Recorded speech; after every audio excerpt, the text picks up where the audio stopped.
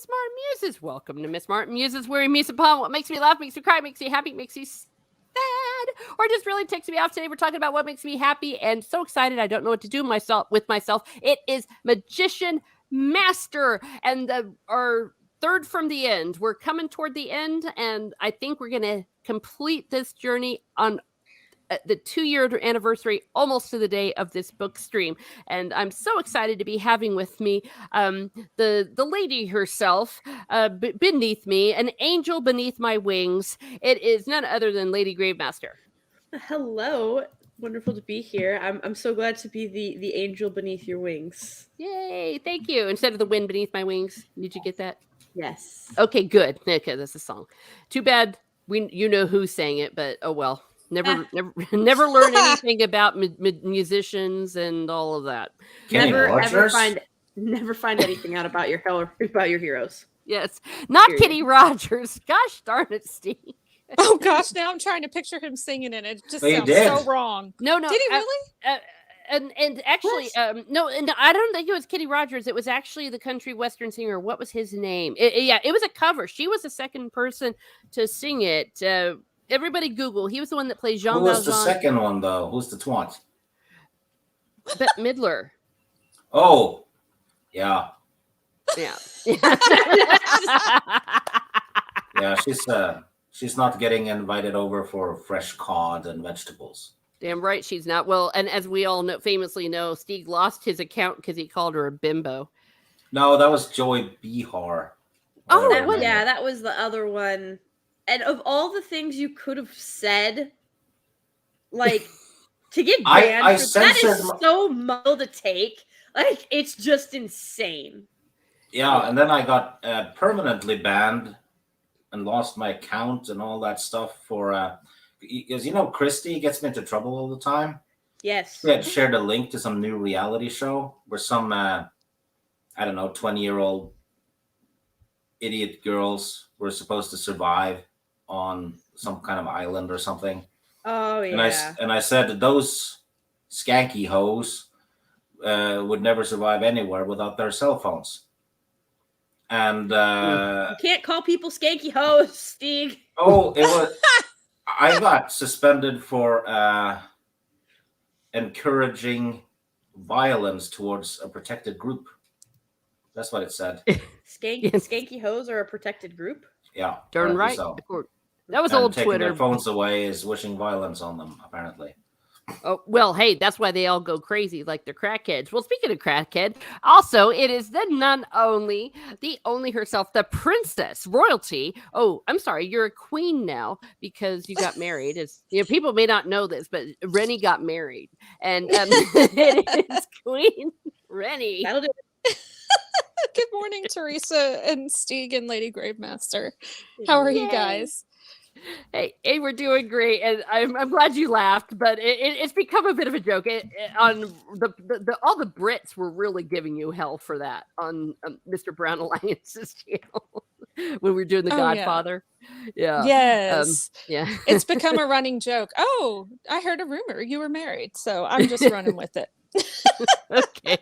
And then all the way from the future, it is the one, the only, the person from a cold, cold place. I forget what else we call you. Oh, the Viking himself, Steve Kenobi, the King of the North. Hello. Hi. How do you do? Mm-hmm. Oh, you see, that's... Oh, I should say I saw your father doing his little parade this morning. It was great and a lot of good spectacle. A lot of airplanes and British soldiers and 41 gun airplanes salute. That would be a flight, wouldn't it? I don't know. I wasn't there, nor is he my dad. Wink, wink. Yes, we all know he's not my papa. But you are British. We know that. No. Deep down. But I digress. How's the future? The future is Norwegian. Oh, England has fallen. So has Ireland. It's ruins. Oh, yeah. And we didn't do it. It happened by itself. They did it to themselves. Okay, well, yes, Ireland you've enjoyed... done that yourself. Damn Well, right. apparently the Irish are fighting back against the limitation of speech, because here's the thing, like, you could say, like, if I were to say, you know what, I'm just not a fan of the television show The Office. I just don't think it's that funny. Someone could actually, because there is this whole, just I don't even I can't even call it a microcosm. There's this cosm of people whose whole identity is in the shows that they like and watch. That is what their identity centers around. So if I say, I just, I don't really like The Office, I didn't think it was that funny, someone could actually say that that was an attack on them and it was hateful and bigoted. I could go to jail in Ireland for it if that law passes. Oh, yeah. And I'll tell you what. Yeah. I hope it passes. Well, I don't think it's going to, because the Irish are livid. I'm going to watch my language. They're livid. They voted for retards. They deserve retardation. Well, they are apparently not happy with who is sitting there telling them what they can and cannot say. And they're making moves for whatever I don't know what in Parliament or whatever it is Ireland has. The Doyle. They're looking to basically not only prevent this law from going through, but recall her and have her investigated. Because, like, how are you going to sit there and be like, yes, how are the words, yes, we realize that it's taking away freedom, but that's a good thing? Like, how is that comment actually leaving your mouth after everything, especially what Ireland and the UK as a whole went through both world wars? Like, how are you gonna sit there and be like, yes, taking away your freedoms is a good thing in this case? When has that ever been the case throughout history? Well, yeah. Well, in Ireland, part of the problem is, though, remember, they have a parliamentary system, and there's a coalition between Fianna Fáil, Fine Gael, and Sinn Féin. But boy, we're going to get into the weeds if we go too much more into this. I'm with you, Lady Gravemaster. I really am. And maybe, I don't know, because Potato Revan, he's over there. He was a guest on my channel, and he really knows it. And they are fighting the good fight. They're doing the best that they can. So they're going to get there. But I want to say hi to the chat. Oh, look, there's Rennie's husband, or AKA Tyron. And we have Jacob, of course. We have the Gourd King. Yay. We have Albie Quirky. And let's see, who else? Everyone's that's been popping in. It's always so good to see you all. Corey Cochran. Yeah, I don't know what's wrong with YouTube. They're, the notifications. And once again, I found myself unsubscribed from people that I've been subscribed to for quite a while. So if you all wouldn't mind going ahead and double checking and seeing if they're not twatting again, because it's really quite tedious what they've been up to. But so I want to thank everyone that's been here and everyone that's been reading along with us. These chapters are some of my favorites because it has my favorites. Usually I'll do a bit of an overview, but I'm not doing that because, by golly, I just want to get into this because we're going to talk about it. And I think you all know, and his name starts with a J and an Emmy and a the and the hand. He is. It's been killing me, Rennie. Killing me, I tell you, that I have no not idea been what you're talking about. able to talk with you about this boy because he is my favorite character of the whole Rift War cycle. I mean, he is my boy, and of course, he becomes a man, and he's so awesome, and you just get to see him just a little bit in here, but it's one of the greatest introductions of a great character you'll ever have ever. And if you don't agree with me, fight me. But because I mean, all right, let's go. Okay. Well, I mean, there's so many characters to love, so many characters to love in this. But Jimmy the Hand, he's the one, and Steve would tease it a little bit. He would be like, a fan favorite, and he's not a fan favorite for nothing. He's my boy. But when we start off on chapter 5, what we got going is a little bit of political talk. We have my boy Martin Longbow, who I love more than life itself, and he is with himself, Rutha, and they find out that something is afoot in Denmark. I think that was the entire wrong quote. Don't hate me, but something's rotten in the state of Denmark. Thank you. But it's actually in Krondor. And they realize that they need to go and help out. And since they have Charles, who is a Serrani that they captured, but he has no love for them because he was actually a slave, and they call him Charles because they couldn't pronounce his name. He gives them some insight that there is a lot of infighting going on between the political factors of the Serrani. There's like the blue party, and then there's the people that want war, and the people, well, we learn later about some other ones. And I don't know. It gets really, really deep into some weeds, etc. But most importantly, there's this alliance for war that is forming, and with the warlord. And Charles noticed it because he recognized the banners change, and that was kind of a big thing. So, and it also points out that the emperor rarely commands, leaving the warlord supreme, but the warlord is still lord of a family, the warlord of a clan. And so the blue party joining with the warlord's party, then suddenly withdrawing to gain some advantage. And it's like, yes, you got to understand, it's called the game of the council, which is a thing, and it is all with a capital, which is the way the world is. And Charles says, and I started this, but as His Highness has said, what is important for those of us here in Crichton to know is that as many as 10,000 fresh soldiers may come as one against one of the fronts in the spring, and that will be where Duke Boric is. I heard it too, Rennie. Wait, what did I say? Nothing. Wait. I'm just reading. Okay, may come against.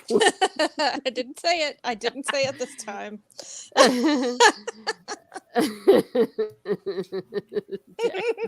Is there Jack the Iron Gorky Blue Wheel Party? Yeah, it's you know pretty. What? What, Steve? If someone hires Jimmy to do a job, right, and he does it, he will have done a Jimmy the Hand job.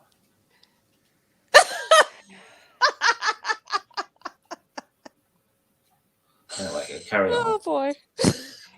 I don't even know what to do with that. Honest to God.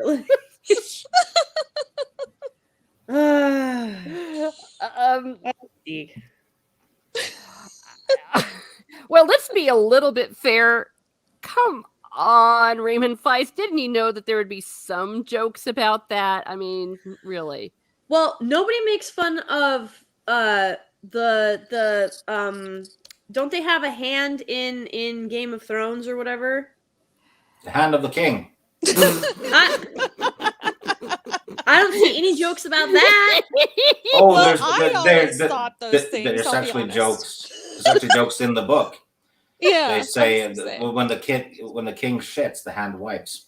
Yep. Because he has to clear up the mess the king does. Well, okay. That seems more applicable, though. Well, I've heard Jimmy the right hand. I mean, I've heard some. Yeah. I mean, whatever you call. Wait, how much am I allowed to say? I just realized that. Oh, nothing past the chapters we are covering. So, like, Rennie doesn't know who he really is, right? No. Oh, I almost ruined it. I stopped my see. This is why. That's actually we learned that in several books. That's in Betrayal at Krondor that we learn about. Yes, his background. Yeah. So yes, no. It is not here. What we learn in these chapters is details about like the mockers, but not some background there. So in any case, Now Rennie's like, who is he really? You'll have to read and find out, Rennie. Yeah, I guess so. I won't ruin it. Though it's not as not to give anything completely away. It's not as exciting as you would think. It's not. I'll tell you this: if you're thinking in the back of your head, he's like really the son of the one true king or some bull crap like that. He is not. Okay. It's nothing that big. But since we have Misdirection, I like it. Yeah, though we have my boys here. Let me get them up. Here we are. We have Martin Longbow, who, as they're going on this journey, yes, Jimmy does have his own book. Several, actually, sort of from a certain point of view.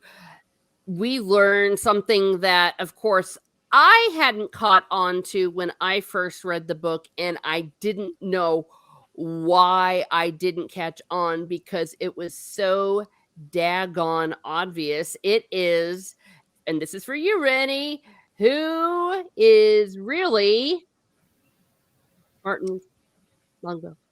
Yes. Did you guess? Not really. So I thought that was quite interesting to learn that that Amos figured out that he was Aretha's older brother. So he was like, yeah, especially seeing you guys in this light and seeing this and this. He's like, it's pretty obvious. He's like, oh my gosh. Yeah. Or no, it wasn't Aretha he was talking to. It was Martin he was talking to. Yeah, because Aretha doesn't know yet. No, and Martin's like, how did you know? And you know, I thought that was quite interesting. And I think Martin doesn't know that their father knows that he knows. You know what I mean? It's one of those weird things. It's like, I know, but how much can I tell? Because how many people actually know and what all this would destroy. So the king. Remember when they had the meeting with the king? Mm-hmm. He dropped some hints about it. Yeah, it's like the blood. Like, was it something, Steve? You said the blood is like more blood than we know. Oh yeah, here. Yeah. Okay. Yeah, and Colgan I think mentioned something too. Yes, and Rennie, you see, it's so obvious on the reread when they were like, yeah, for some reason, when Martin Longbow was supposed to be apprenticed, the Duke just totally intervened and gave him the best position in the land. Why would he do that? And I'm like, duh, that's what you do for your bastard son. Yeah.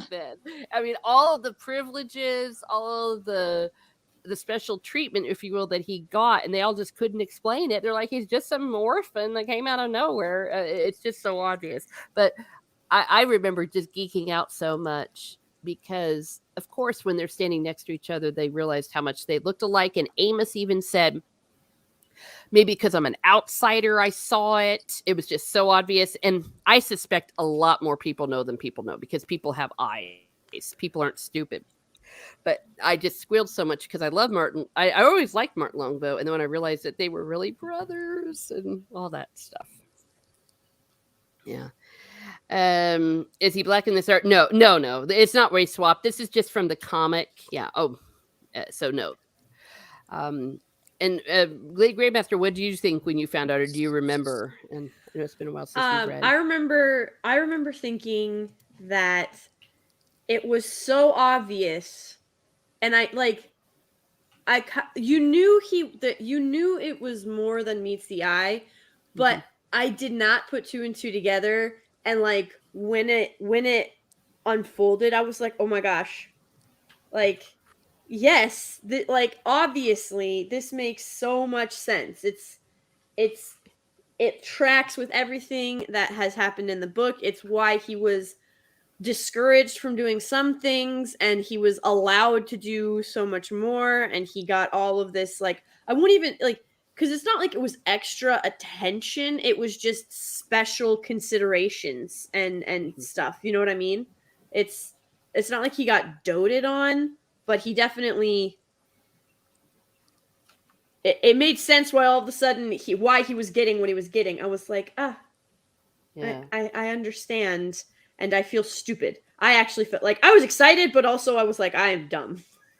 Yeah, I figured that too, and I liked Martin's response.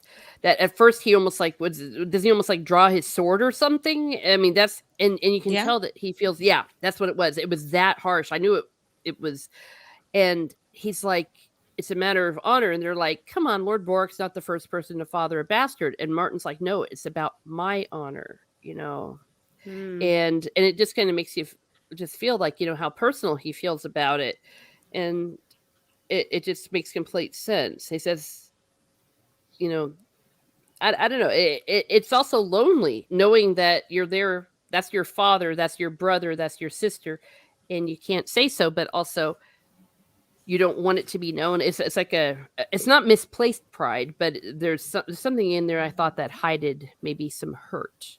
Yeah. Or some shame or something. Sure. Yeah. Yeah.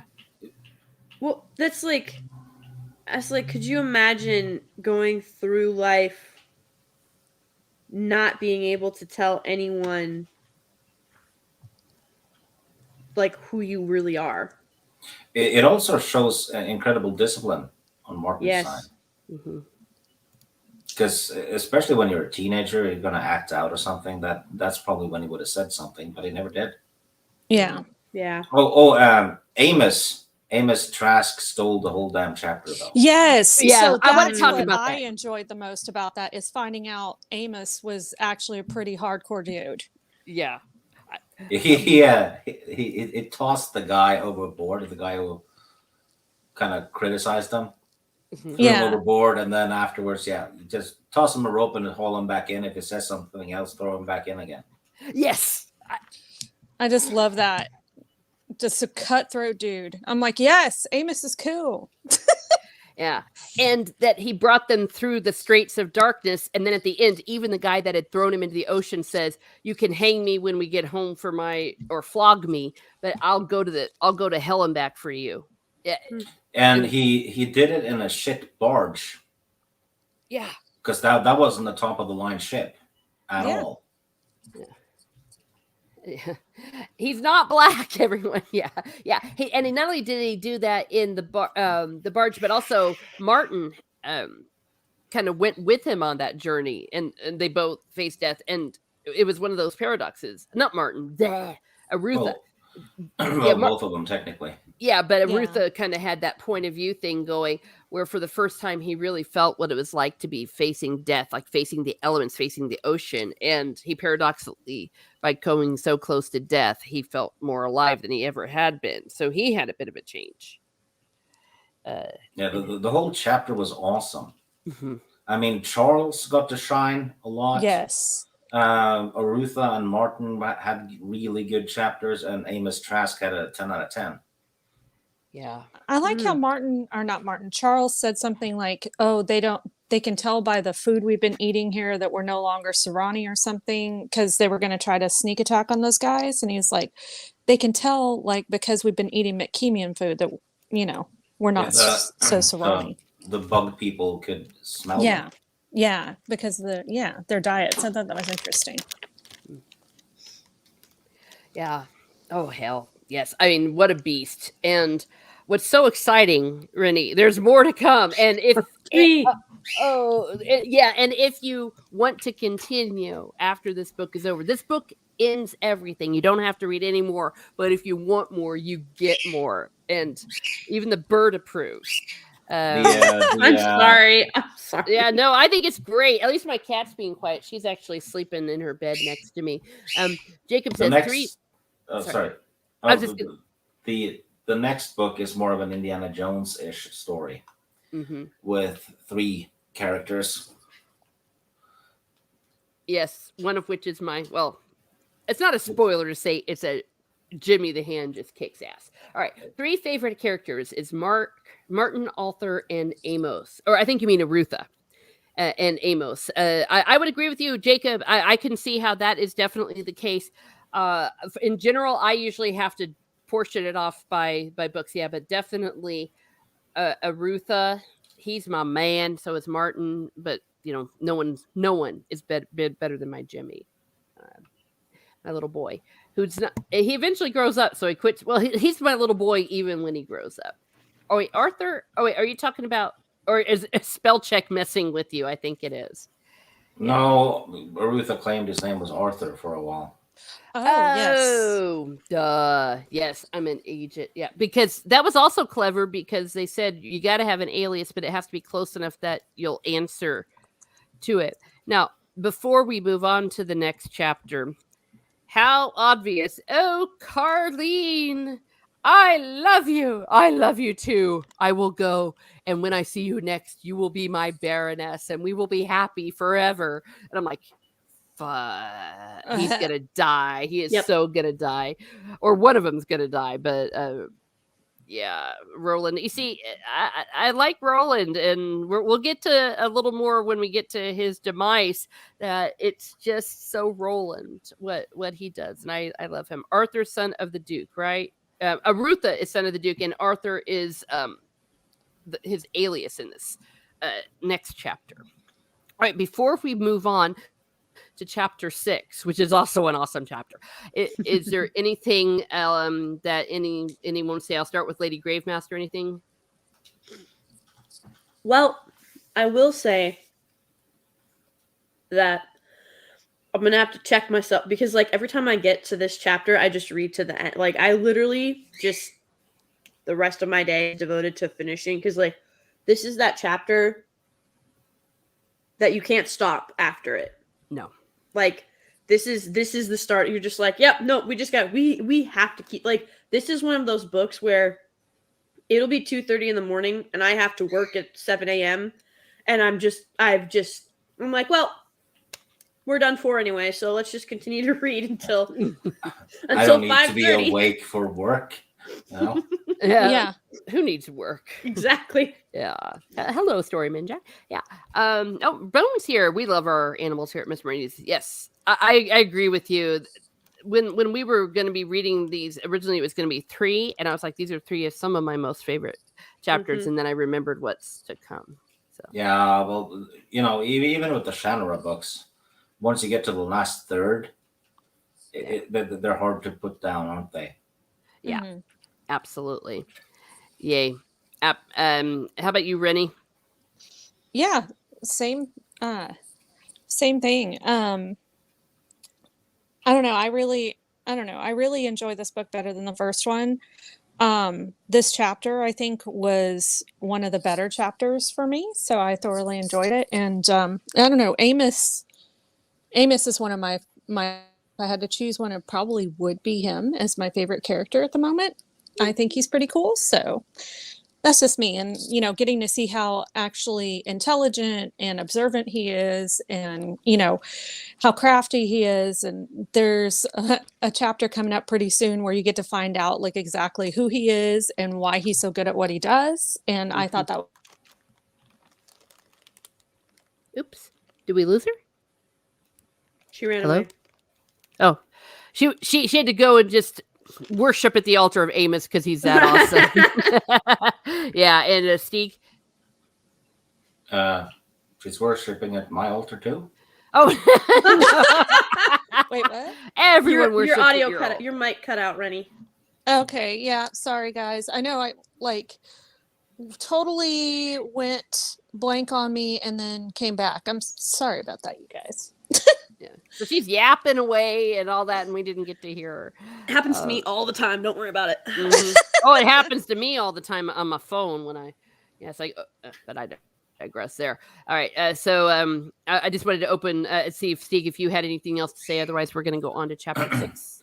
Well, they arrive in Krondor. The goal is to get the armies north, right? Mm-hmm. Getting Erland to that's from the game. Mm-hmm. Getting Erland to send people, but when they arrive, the Bastira flag is seen over Krondor. Mm-hmm. So, Guy the Bastira, who wants the throne, seems to have taken the city, which complicates things. Yes. And they were just about to fly their banner when they noticed it. You know what's kind of cool, though? What? We're almost at the end of the book, and Guy the Bastira has not had an on-screen appearance yet. He's always in the background. I didn't even think about it like that. Well, pretty badass. And speaking of which, yes, here is Krondor, and from the game Betrayal at Krondor, I talked a little bit about that in my little biography I did this week of Raymond Feist.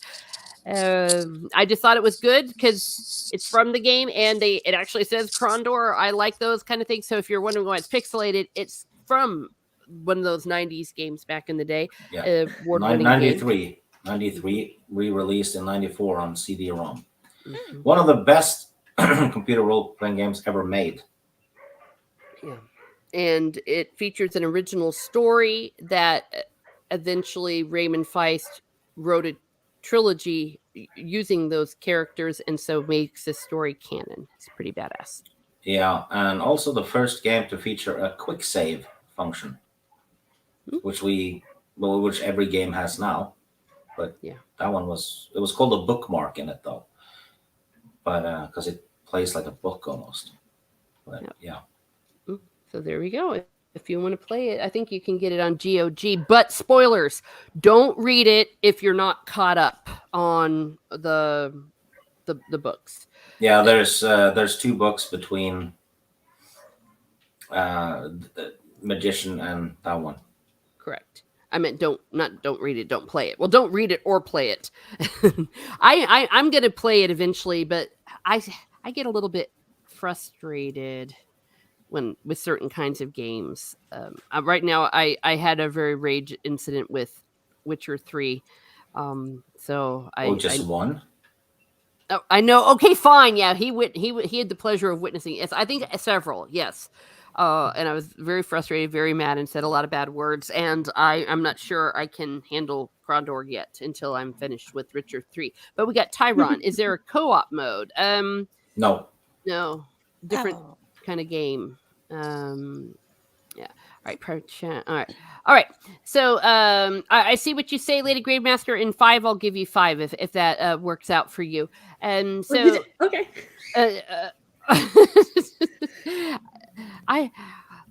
I'm a teacher. What can I say? And those that know that we really plan things out. We have like lesson plans, and we do everything by the minute, sometimes even by the second. So yeah, you have to. It's just also FYI, we've been live for what 35-ish minutes, 30 minutes or so, right? I just got the notification that you went live. YouTube. Though I'm careful not to say too many mean things because I'm almost monetized. So I'm like, I will sell my soul for a week, okay? Because it's a week. The way my trajectory is going. So not screw you. What are you talking about? I love YouTube. YouTube is perfect. They've never done anything wrong. I don't know what my guests are saying.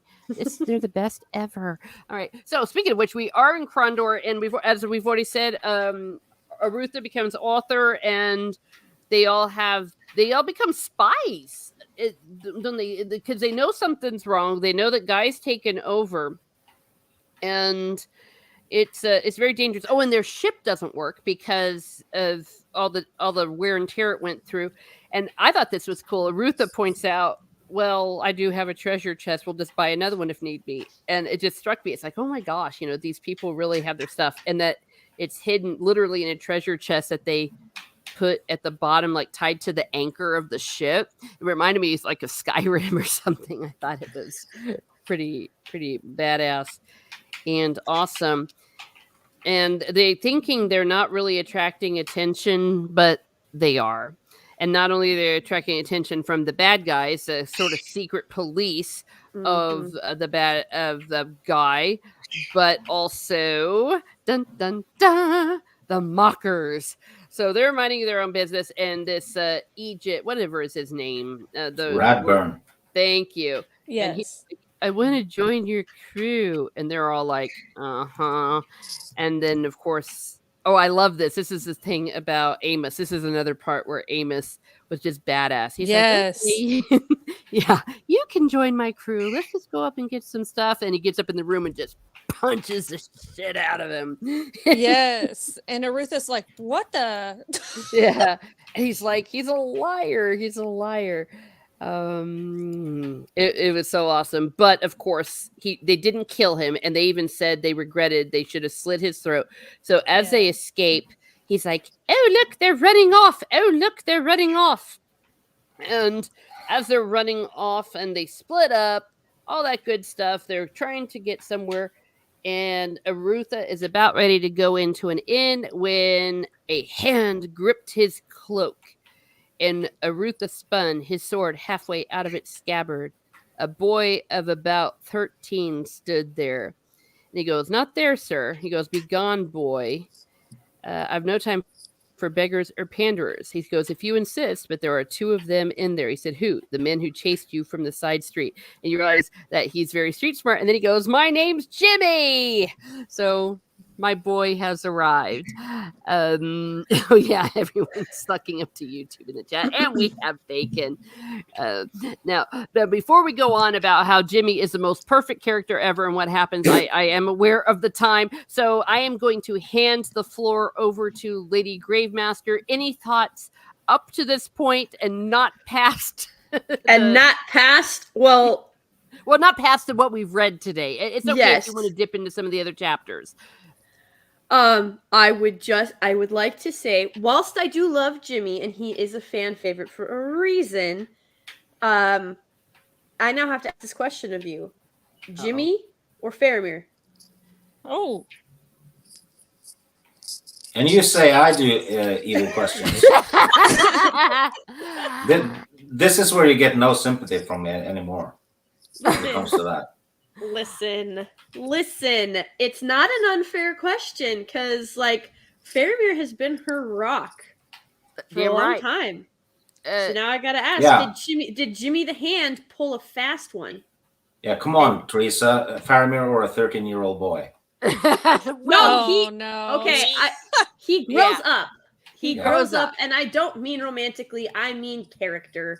Yeah, character-wise, okay. Well, no choice. It's Faramir. It as much as I love Jimmy, Faramir's on a whole other different level of perfection. But it's hard to compare between books, though, because they're different kinds of books. Lord of the Rings was doing one thing, and this book is doing something else. Yeah, it is a tough choice, but no, Faramir. Well, because see, I think Faramir could survive in Feist's Rift War saga. I don't know that Jimmy would be as effective in Lord of the Rings. He's a burglar. Like, same as Bilbo. Yeah, but he doesn't burgle a dragon, does he? Yeah, that's what I was saying. Like, it's like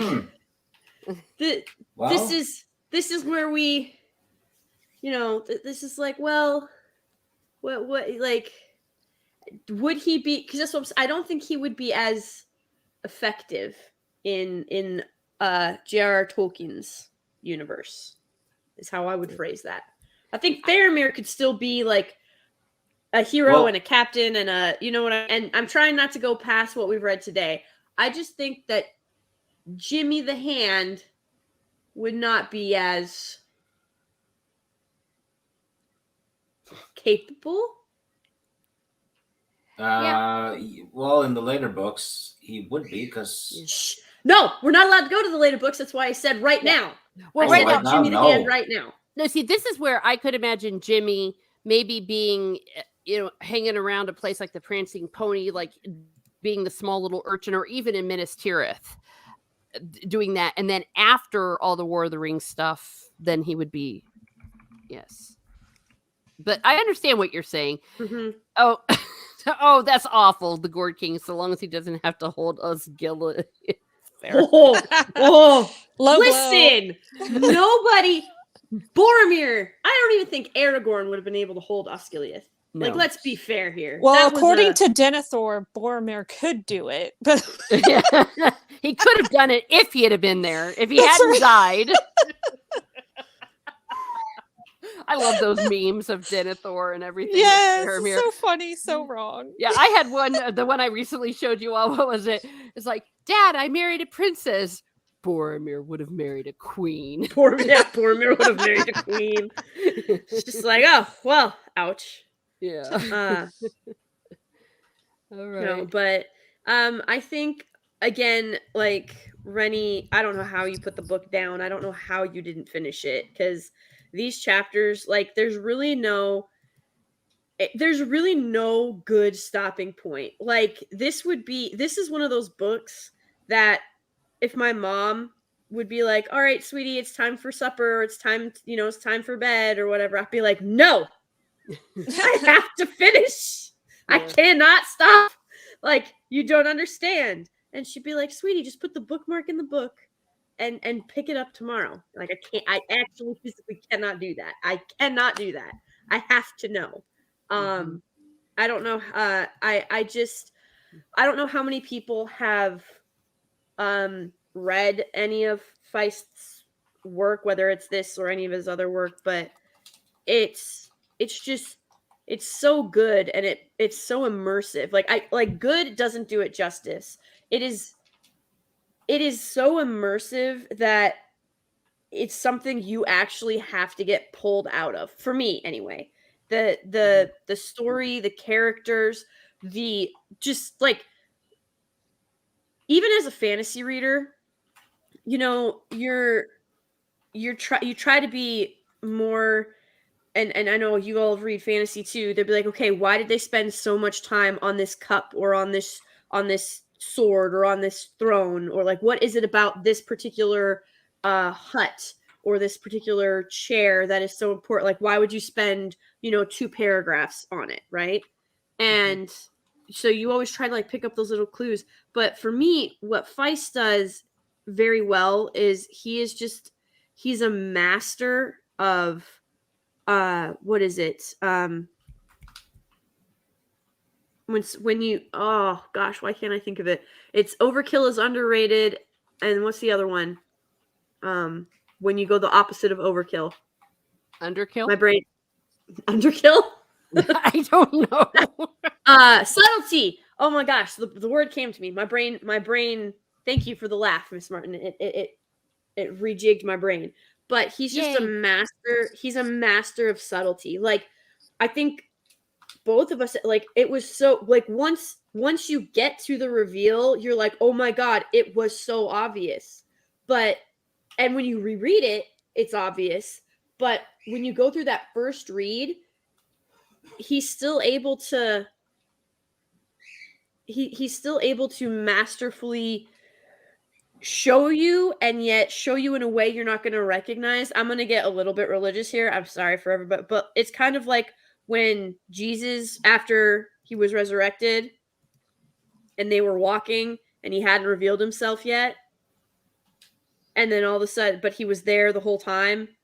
And then, he revealed himself and they're like, how did we not know? And Mr. Underkill.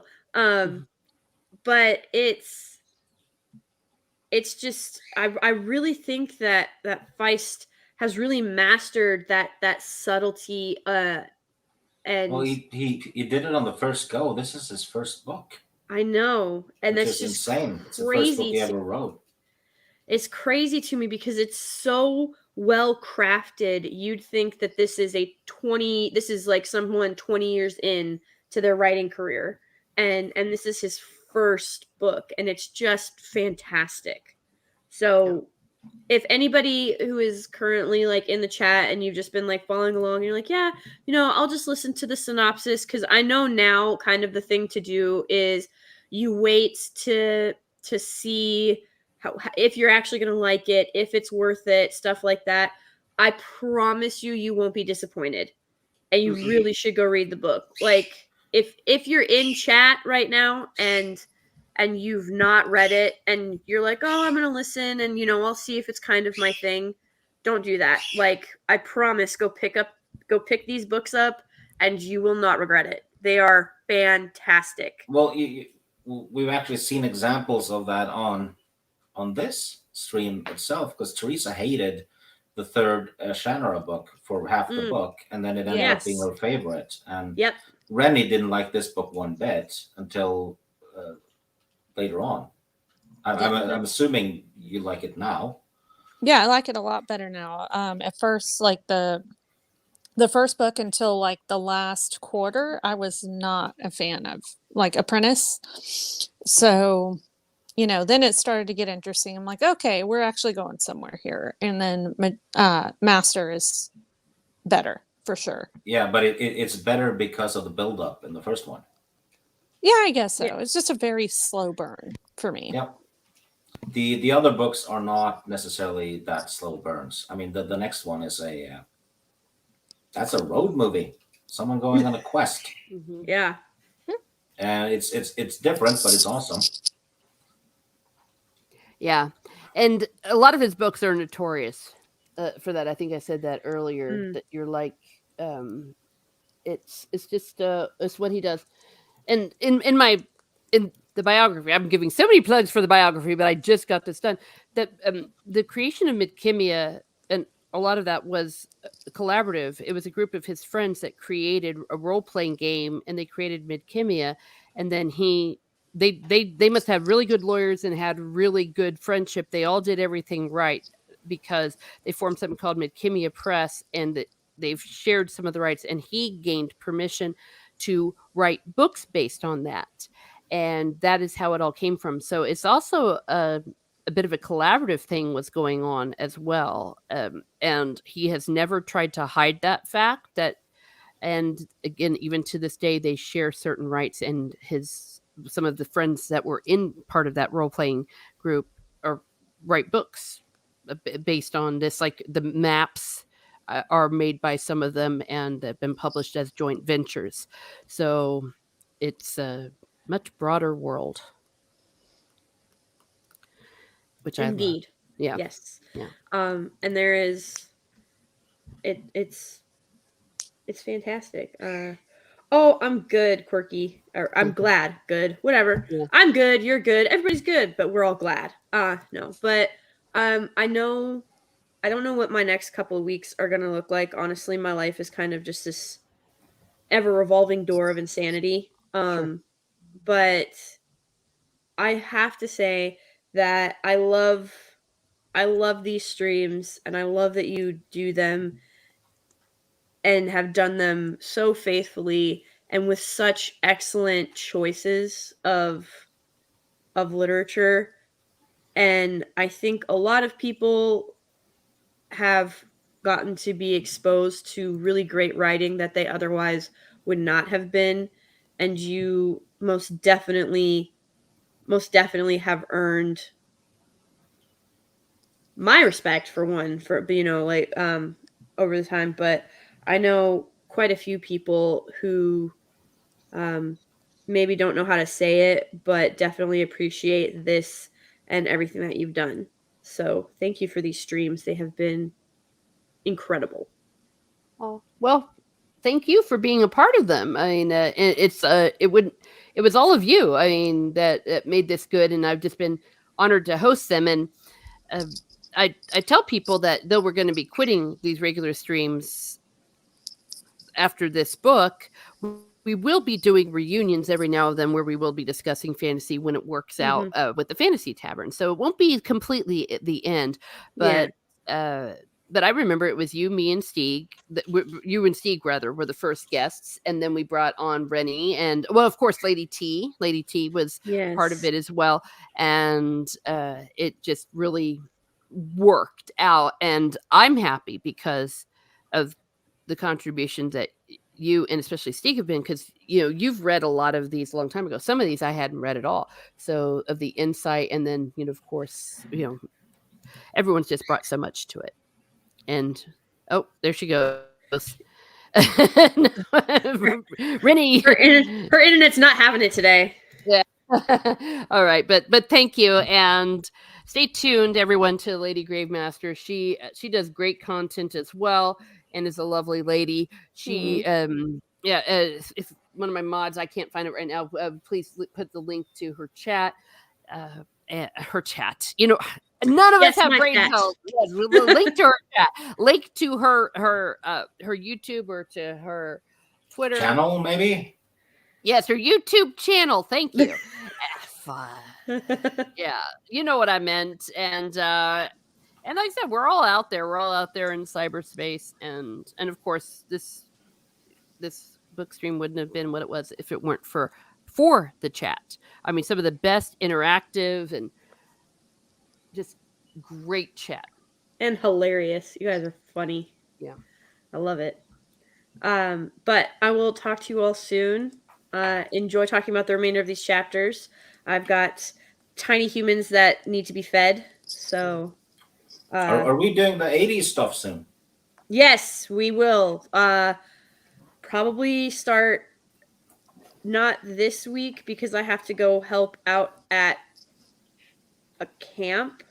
And so I'm going to be doing, I think I only have one live stream next week, and that's for a very specific purpose because, all right, we've got not next week, but the week after is the Witcher season 3 is dropping. Uh-oh. Don't watch it. There's going to be, have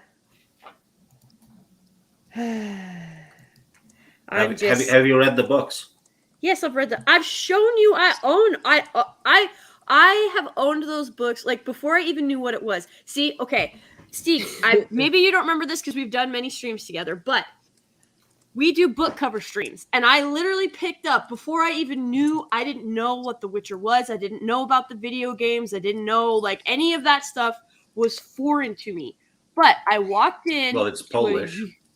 I walked into a used bookstore. And I was like, just looking around, you know, as you go in, because you look for little gems, you look for little like treasures, right? You're looking for something to sort of not pique your interest, but that might catch your eye, right? Yeah. And I saw the cover for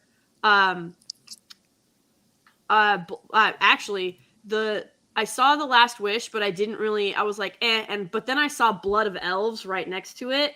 And that cover, like, I don't know why, I don't know what it was. I don't know why I liked it, but I absolutely loved the Blood of Elves cover. And then it said that it was by the same author. So I was like, okay, well. Yeah. Oh, did you see what happened? I think it was last week. I got last week. What? Teresa had one book, one of the Witcher books, but she didn't want the ones with, you know, a Netflix show cover sticker on them or, you know, all that stuff. Oh, yeah. So I just looked on eBay and I found someone selling a pile of books, of Witcher books. And it had all the books she didn't have. The one she had was not included, and it had the good covers. Oh, so I got to spend money again. Cover, I love Baptism of Fire, but I think the Lady of the Lake cover is probably one of my favorites. But I was just in a used bookstore, and I was like, I picked it up, and then I read the blurb, and I was like, this sounds really intriguing. And then I read the books and I was like, this is really good. And then my husband's like, yeah, there's games. And I was like, oh, I'm an idiot. I didn't realize that at all. And yeah, so I accidentally fumbled into it. I was at a used bookstore up in North Dakota, and I was there with my mom and my sister, and they were over in the romance section, and they really like period, Pride and Prejudice stuff, period romance and everything like that, which is fine. It's not necessarily my jam, unless there's dragons and a quest of some sort involved. But that's a lie. I won't read a romance unless it's given to me and I'm forced to. Kind of like how I'm apparently going to be watching the Twilight series, and Teresa's going to ask me what I thought of it. Yep. Well, no, I only said you have to watch the first movie. I won't make. Oh, thank God. Oh, yeah. Good. Okay, it's going to happen. It's going to happen. But yeah. So I'll be watching. I almost said The Witcher. I was just gonna say I'll be watching Twilight at some point as well. But yeah, no, I have I've got the Witcher books, and I literally found them by accident because I was up in North Dakota, and then a blizzard hit, and I read like 3 of them in 2 days. So, see, North Dakota is good because it forces you to read. And North Dakota is superior, so South Dakota and North Dakota Civil War will end when South Dakota admits it is beneath North Dakota, okay? Whoa. I mean, that's geographically accurate. Just saying. And I'm saying this as a person living in the most northern country in the world. Yeah, so you're more north than all of us. We're all beneath you, Steve. Yeah, they're all beneath me. Everyone. All right. I do gotta bounce. I love every single one of you. Chat, you guys are amazing. Thank you for letting me be part of this. And it's always an honor and a privilege to be able to get to talk to and work with and just, be real with you guys. Oh, Mwah. well, thank you. Have a good one, guys. Yeah, you too. Yeah, you too. Bye. Yeah. Oh, and Mr. Brown Alliance, he knows to bring bacon to make us happy. Thank you. He knows we like bacon here at Miss Martin Music. Jacob Ironside, I'll read a remnants of as war, death, and destruction in it. LOL. All right. Well, from where we left off in our book on chapter 6, Jimmy the Hand shows up and he leads them to the mockers into a sewer area. And I loved it how they were like, did something die in here? And Jimmy's like, yeah, we actually have a dead cat or something that we'll always throw in and replace every now and then so that people, when they arrive, they will run away. They're like, oh, yeah, there's some dead animal down here, and they won't try to investigate. Now, the mockers are the Thieves Guild of Krondor, and I love it because the whole Thieves Guild thing I got into with the role-playing games that we've been playing, the Conan, the Dungeons and Dragons, and of course Skyrim. From what I hear, all the other games, there's always a Thieves Guild, and this Thieves Guild is called the Mockers. Little lore bit. I'm not sure if they mention it in this book, but the sewers under Krondor is called the Thieves' Highway by the Mockers. They use the sewers to travel. Well, that's clever. Hell yes. And they know more about what's going on in the city than anyone else. And they had some intelligence for them that Arutha, I guess, had been they didn't know what Arutha was there, but there's one of the cousins of the prince was said to be in the town, and that the mockers had been keeping their eye on the bad guys, the secret police of Guy. And when they made their move against Arutha and Martin and Amos, that was when they intervened and brought them here, because they have dun, dun, dun. What do they have? They have a special package. And this, when they get in there and they see her, she is none other than it's Anita. She is now almost completely grown up and looking lovely and gorgeous. She was snuck out of the palace, and the mockers are delivering them to Amos and the gang to smuggle out and bring to safety. So here she is. And when we last saw her, she was like 9 years old, right? Yeah, she was just a little girl, and this is 9 years later. Yeah. So. Oh, and Amos Trask shines again because he realizes he's not talking to the real leader. Yes, I like that too. I'm like, oh my gosh, Amos is pretty awesome. And then we find out that Amos's real name is Trenchard, who used to be a famous pirate. Aha. And we had hinted at that earlier. Yes, indeed he is. I had forgotten that they didn't know he was a pirate because I always knew him as the former pirate. I mean, he kind of talked like one when we first got to know him, when they found him all injured at first. And so I'm like, okay, this dude sounds kind of like either a pirate or a wannabe pirate. And so when that reveal happened, it's like, well, that makes sense. I'm glad they went there.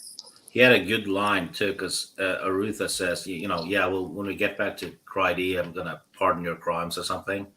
And Trask goes, yeah, that's a lot of pardoning. Yeah, exactly. Yeah. And he's also just so cool about it, where he's like, I guess, you might just have to hang me, and that's okay. It's, no offense, no harm taken. And yes, Albuquerque, you're my husband. Yeah. I poor Ruth, I guess, didn't know, but Jacob says, I like that he says, I try to go straight and my ship gets burned and my crew killed. Yeah. No good deed ever gets unpunished. No, indeed. So yeah, I thought that was cool. We learned more, and of course, that was how Amos was able to catch a dude in the lie, because of the pirate guy the guy that he used to work with being down there in the sewers. So it's a thing. And then, well, to make a very long story short, they all decide, okay, we've got the package, and I was slightly uncomfortable because he said that Ardita looked about 16. I thought she was more like 18 at this point, and I think the math. No, she was 9, and it's been 7 years. 9. Oh, no, they said 9 years. They said it was 9 years in this chapter. So she was 9. Yes, but this is 9 years after later. that, right? They talked about it. They definitely mentioned it when they were talking on the ship. I made a note of it. So my headcanon is, I thought she said she had seen him when she was 9. Yes, and it's been 9 years since the war started. No, 7. They specified 7. I've got it here. Okay, well, my headcanon is she's 18 anyway, so there. She's 18. Yeah, I was thinking the same thing as Teresa, because I could swear they said 9 years later too, so I could be wrong. Yeah, I'll find my it's passed in, I think it was in the other chapter, but everyone Google. But to make a long story short, she's 18 in my head. And what is it that Aritha said? She was like too young to be a child, and he wasn't quite sure if she was a woman. But it was common back then that 16 was considered okay for a woman. Jimmy, Jimmy's not a virgin in this book. I'm not kidding, because I just read the Jimmy the Handbook. What is it about all these people and him and Lori get around? Yeah, Lori does for sure. Well, it is okay. Well, I'm not going to go searching for it right this second, but in any case, they're starting to get feelings for each other, and she said cousin. This helped me out here. This is something that we can Google. They are not first cousins, though. No, cousin by marriage. Yes. Okay. Yeah, that confused me a little bit, because I was like, oh, that's kind of Game of Thrones territory right there. But okay. Or like Steve's family, the royal family. My family doesn't do that, no. Hey, Queen Victoria. What do you call Queen Victoria and Prince Albert, huh? English. Yeah. Actually, you've got your own monarchy. But they don't talk like you. Jacob says, along with reading the book, I'm listening to the audiobook also. Also, the guy does the voice for Amos. It's a pirate voice. I'm not 100% sure. Yeah. Well, we'll see. But yeah, so thank you for reminding me that. And it wasn't even first cousins, even if it was by marriage. It was like second or third, because his cousin is the Prince Erland, or was it his father and Prince Erland are cousins? I mean, it's I just wish she hadn't called him cousin. That's all. Yeah, I had images of cousin humping, and it's like, no, it's like, call him Marutha. Oh, you're right, Gord King. That sounds kind of mad. In my head canon, she's 18 isn't a good legal defense. Not in real life, no. Yeah. Yeah, imagine being in court saying, "Yeah, but 18 was my truth." Yeah, exactly. Yeah, that wouldn't go over well. Not at all. Oh wait, I didn't change the chapter over. Sorry. We're in chapter 7 by this point. It kind of runs together though. Because all the dialogue and stuff. And to make a long story short, they get on the ship. They didn't make it protracted out or anything. But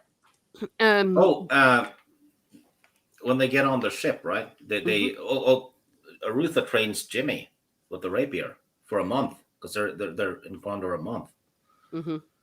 And Jimmy has a huge crush on Anita. Yeah. And Arutha's fine with it because he does too. So he gets it. But when they leave, Arutha tosses Jimmy his rapier. Yes. And that is where the Jimmy the Hand novel starts.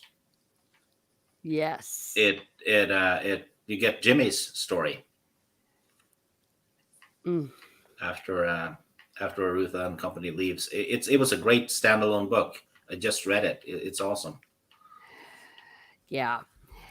And that's what makes me excited because I have not read it. I'm just now reading just the plot straight through, so I will get to go back and read that as well. And I was going to point that out because just how awesome it was. It reminded me a little bit of, remember that commercial in the 80s where the boy was meeting that American football player, and then he tossed him his jersey as he was leaving, so the kid kept the jersey. And it was like when they looked up and saw Jimmy the Hand hanging over the edge of the dock. Oh yeah, he's saying farewell. And of course they're all like, what the hell are you doing here? Why aren't you in safety?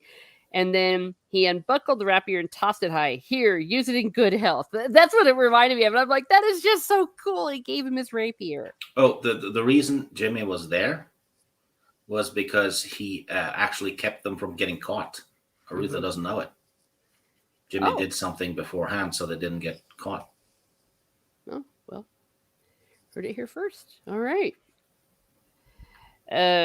Gosh, and I love it. And the good news is I think we're not giving anything away, Rennie, that this is not the last that we're going to see, not only of Jimmy the Hand, but of all of these characters. Oh, yeah. No, pretty obvious. Yes. So it's some good stuff right there. But I also don't think it's a spoiler to say not in this book. You don't see him again. He's back in Krondor. And it makes sense that Jimmy would have a big crush on Anita, for crying out loud. You know, he's 13, she's 16, and she's this pretty girl looking like a princess. That's natural. Yeah, he likes older women.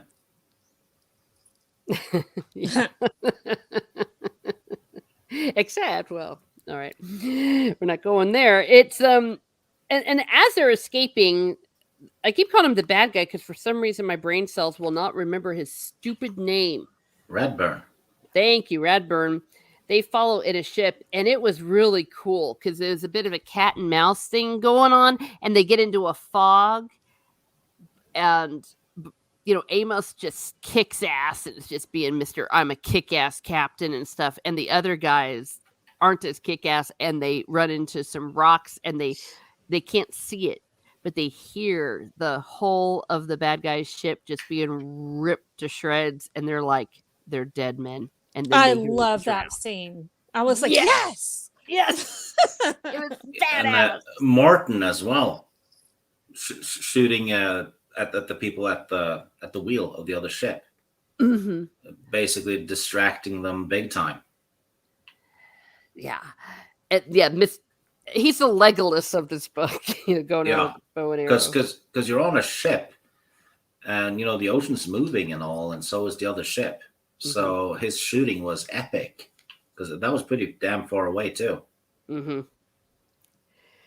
Oh yes. Oh, it was so awesome. I almost cheered. I've read this before, but it was just so well done. this book has everything. It has normal battles, it has sea battles, it has pirates and thieves and intrigue. It's just good stuff. And of course, we got some romance. Even me, who loves romance, rolled my eyes a bit when Ruth is like, "Are you okay?" And she like runs into his arms and starts sobbing. It's like, I was trying not to look so afraid, but I was. I'm like, oh, crying out loud. But he had to give us some romance, so that is there. And I like how Arutha is just like, he almost doesn't know what's going on because he's never really thought about liking a girl, and he hears that they were supposed to be married, and he's kind of indignant about it, which surprises me because I'm like, dude, what did you think was going to happen? But he explains that since he's the spare, that usually no one really does a lot of strategy with him, maybe another countess and stuff, but that he was set to be the Prince of Condor rather, by marrying Anita. But he's also kind of starting to get feelings to her. And it says that he goes out on the deck after, their discussion, and he's whistling a happy tune. And Amos is like, he seems happy. And they're like, and Martin's, and he probably doesn't even know why he is, or at least not yet. So romance, love is in the air, but they have to wait 2 years. Well, I mean, they will. I mean, before this is, well, never mind. They're still in the midst of war and all this stuff, and they're going to drop her off, of course, at Cryde for safety. And when they land, well, for several reasons, they're going to Cryde, but when they land, they discover the really bad news about Squire Roland. And he was killed in a Serrani raid. And this is where I was like, this is just so Roland. He died trying to save some farmers' cows. He could have just gone, screw those farmers' cows, because the Serrani were raiding them, and he went out to help protect them, and he took an arrow and died heroically, which I saw a million miles coming away, because whenever people say goodbye to each other, they're dead. One of them is. And she's really sad, but she's like, she's more grown up, and she's like, everyone, we've all had so much sorrow, and oh gosh, it's, you can tell that the toil of war is upon them all. And okay, this is the end of this cycle of this story, because the next chapter we're going to be going back to Pug. So, Rennie, is there anything you want to say before we continue? No, just, like I was saying earlier, we really get to see Amos shine. So I really enjoyed his chapters very much. I thought it was quite interesting. So far, he's my favorite character out of the series. I had a very hard time relating to some of the characters, and that may be why I had a hard time getting into the books as well for a bit, but I really like Amos. So I'm sure he's going to die because of that, but he's pretty cool. He's pretty badass. I really like seeing how ingenuitive he was, and how he reasoned about how he knew Radburn was no good, because he's like, well, I said this about this guy, and this technically is what happened, so I know he was lying. I was like, oh, good for you, you got him. So the only thing is, he should have cut his throat, but at least they still went down at the end anyways, so that was good. But yeah, and it's so epic. Yeah, exactly. It's like, you guys suck. Yeah. Now, and I have been fooled too many times to really think anything good will come of it, but if they do the series correctly, how badass will scenes like that be? Oh, amazing, right? Just made for, I mean, that could be like an entire episode, just that epic sea battle and the fog and all of that. But I can see them not doing it correctly. So fool me absolutely 100 times. So they've done it with the Wheel of Time. They've done it with the Shannara. Why on earth would we think they would do this properly? Exactly. But if they could, gosh, how awesome. Just made it would be a pretty fun scene, right? Yeah, and just getting to see them in action. Yeah. See, this is where if I had Elon Musk's money, that's what I would do. I would have an independent studio and I would make them. And Stieg, anything else to say before we go back to Pug? Well, Roland died. I know. Yeah. I wasn't broken up about that. Carline's not having good luck with men. No. I do feel bad for her, I will say, but I did not like Roland. I thought he was a bit of an a-hole, so wasn't a fan. Well, he started off as an a-hole, and then he got better. Yeah, because I think it was really brought into perspective for me that when we first see them, they're teenagers, like 14, and he was jealous of Pug. So he died protecting a cow. Yeah. Well, more importantly, the cow, the farmer. Yeah, I was going to say, I thought it was more of a farmer. Yeah, because things like people's cows, that could mean life or death if for the peasants. Yeah, the Serrani had beef with them.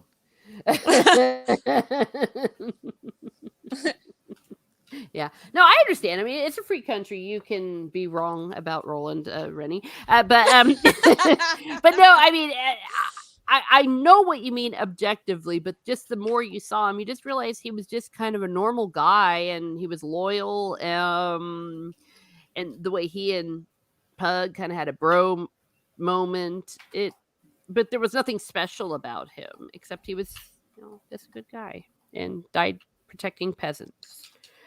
And aren't you happy he's dead now, so you don't have to hate him anymore? Thank goodness, right? Oh, good riddance to bad rubbish. Oh, R.I.P. Roland.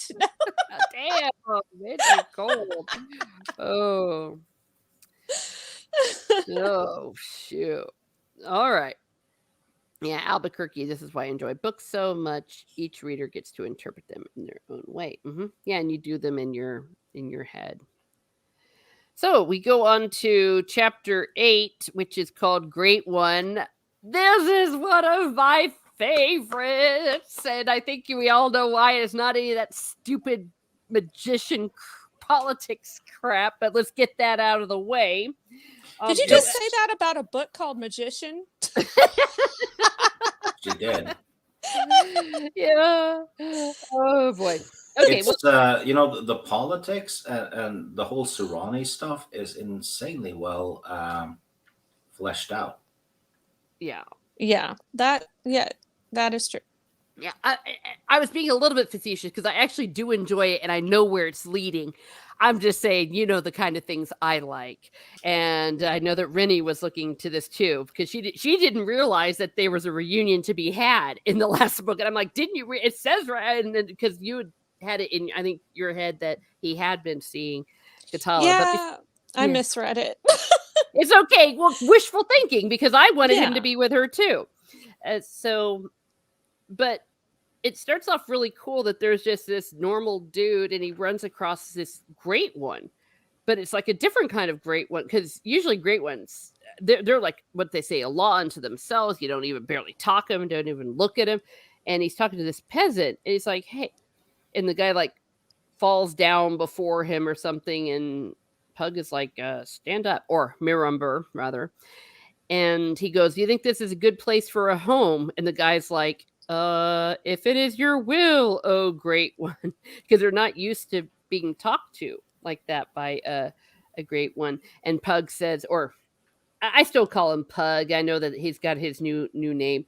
He's all, this is where I'm going to build my new home in my new estate. And just the kind of cool person that he is, Malomber, aka Pug. He goes and acquires 50 slaves, and I love it because they don't even have to buy things. They just go, I want them, and they get them.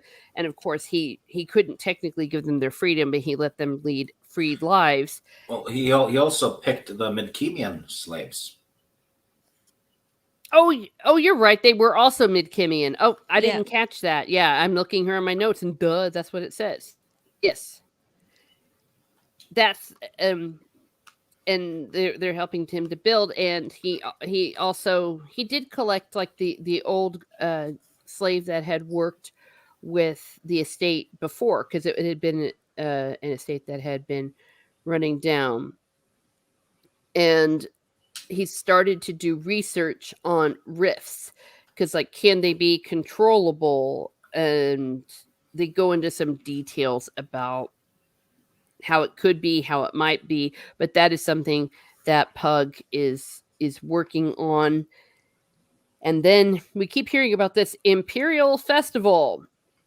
They're all like, "Hey dude, you need to come to the Imperial Festival in 2 times. It's going to be given by the warlord in honor of his nephew, the Emperor." He's talking about this to Hocho, and thank goodness he gives him a nickname, because that's a lot easier for me to say. Hocho Peppa. Yeah. Yeah. Well, I'm glad you're so perfect, but Hocho is easier for me. Hocho Peppa. So he goes, he's saying it would be a proper occasion for you to make some sort of entrance into court society. And he's like, screw that. But then he learns that they are the the warlord is planning to have this big old victory, and at this festival he's going to be announcing this, the winning of the war, total annihilation, and all that. So this is going to be something very important. There's also something that will be very significant. Pug is talking about where his loyalties are now. And he said, "I hold only a little feeling for the land of my birth anymore, and you will never know what that signifies. But in the process of making me what I am, you could never create the love of home within my being that I once felt for my own Friday. What you have created is a man with a strong sense of duty, untempered by any love for that thing he feels duty toward. I may be the greatest threat to the Empire since the stranger invaded your skies, for if I become involved with its politics, I will be justice without mercy." Dun, dun, dun. Yeah, he's turning into. Well, he's had development, hasn't he? Hell yes. He's definitely grown up.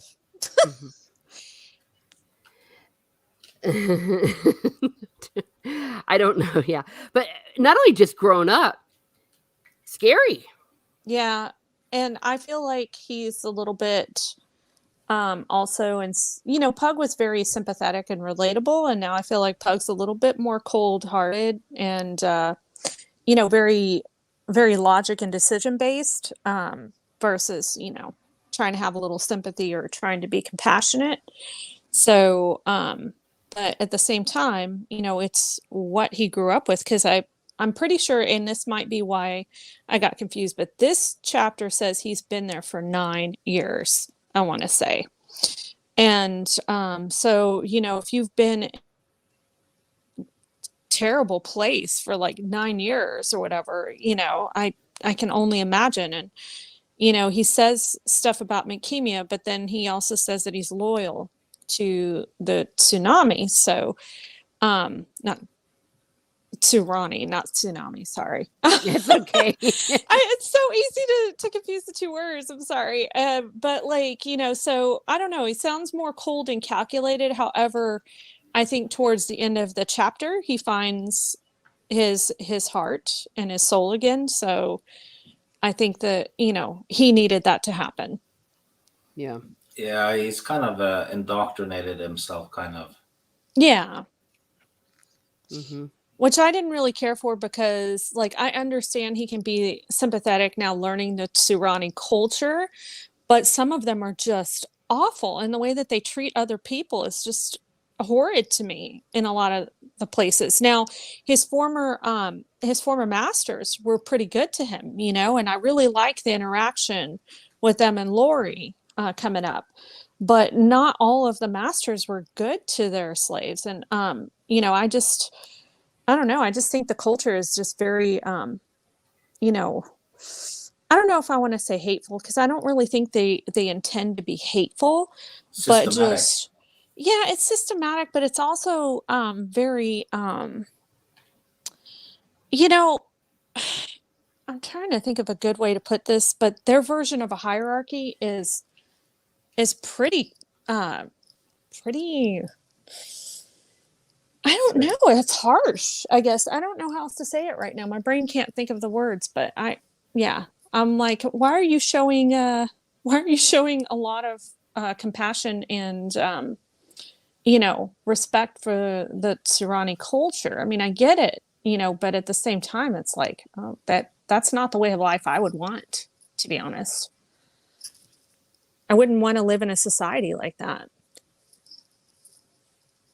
I just realized I was muted. I'm sorry. Would you say rigid? Yes, that's a good word for it. My brain doesn't want to look at or think of words today, evidently. So, yeah. And no, you're completely right. And even Pug was kind of hinting at this. And he says, there's many good things about it, but you've all forgotten that the empire is not just like the warlords and this, it's also the people, and that that while you might be stable, so you've also not been able to grow. And he says the empire is a cannibal devouring its own people. And this is where Pug is kind of dangerous sounding. He goes, if it is my duty to serve the empire, and the social order of the empire is responsible for its own stagnation, then it is my duty to change that social order, even if I must destroy it. I think in that he's absolutely right, but maybe absolutely wrong. That expression is like, destroy it. It's like, whoa. Yeah. That's a little, and even Hocho was like, now we're going to see something a little bit later, I think, where he's going, but this is he's starting to become a different kind of a great one, that, how the great one are outside the law, outside of this. And this is what they trained him to be. But because of who he is, he's not okay with things. It's like, all right, if I'm supposed to be this great musician outside of law to do what it needs to be done, it's very possible, even if I must destroy it. It's also cool that Hocho actually listened to him. Yeah, and he didn't turn him in for what he said. I thought that was pretty great, but yeah, it was basically, okay, that's your opinion, make a case for it. Yeah. But which is what a good teacher would do. I agree. Yes. I agree. I was really shocked that he didn't go to the authorities and like, oh, this dude is sitting here talking shit, pardon my French, but he still went on to say, but I am still very loyal. I just want you to understand that this is kind of how I feel about it. So I'm like, well, why are you professing your loyalty? But at the same time, I don't know. And so I was I was a little on the fence with what he had to say on that front. Yeah. I'm not sure they're making it clear if he's struggling with this or if he's at peace with this, but he's a man of two worlds. And I think sometimes he doesn't always know what that means. And that's what he's studying. Wasn't that what they called them earlier? The man Midlumber? Yeah. It's the name.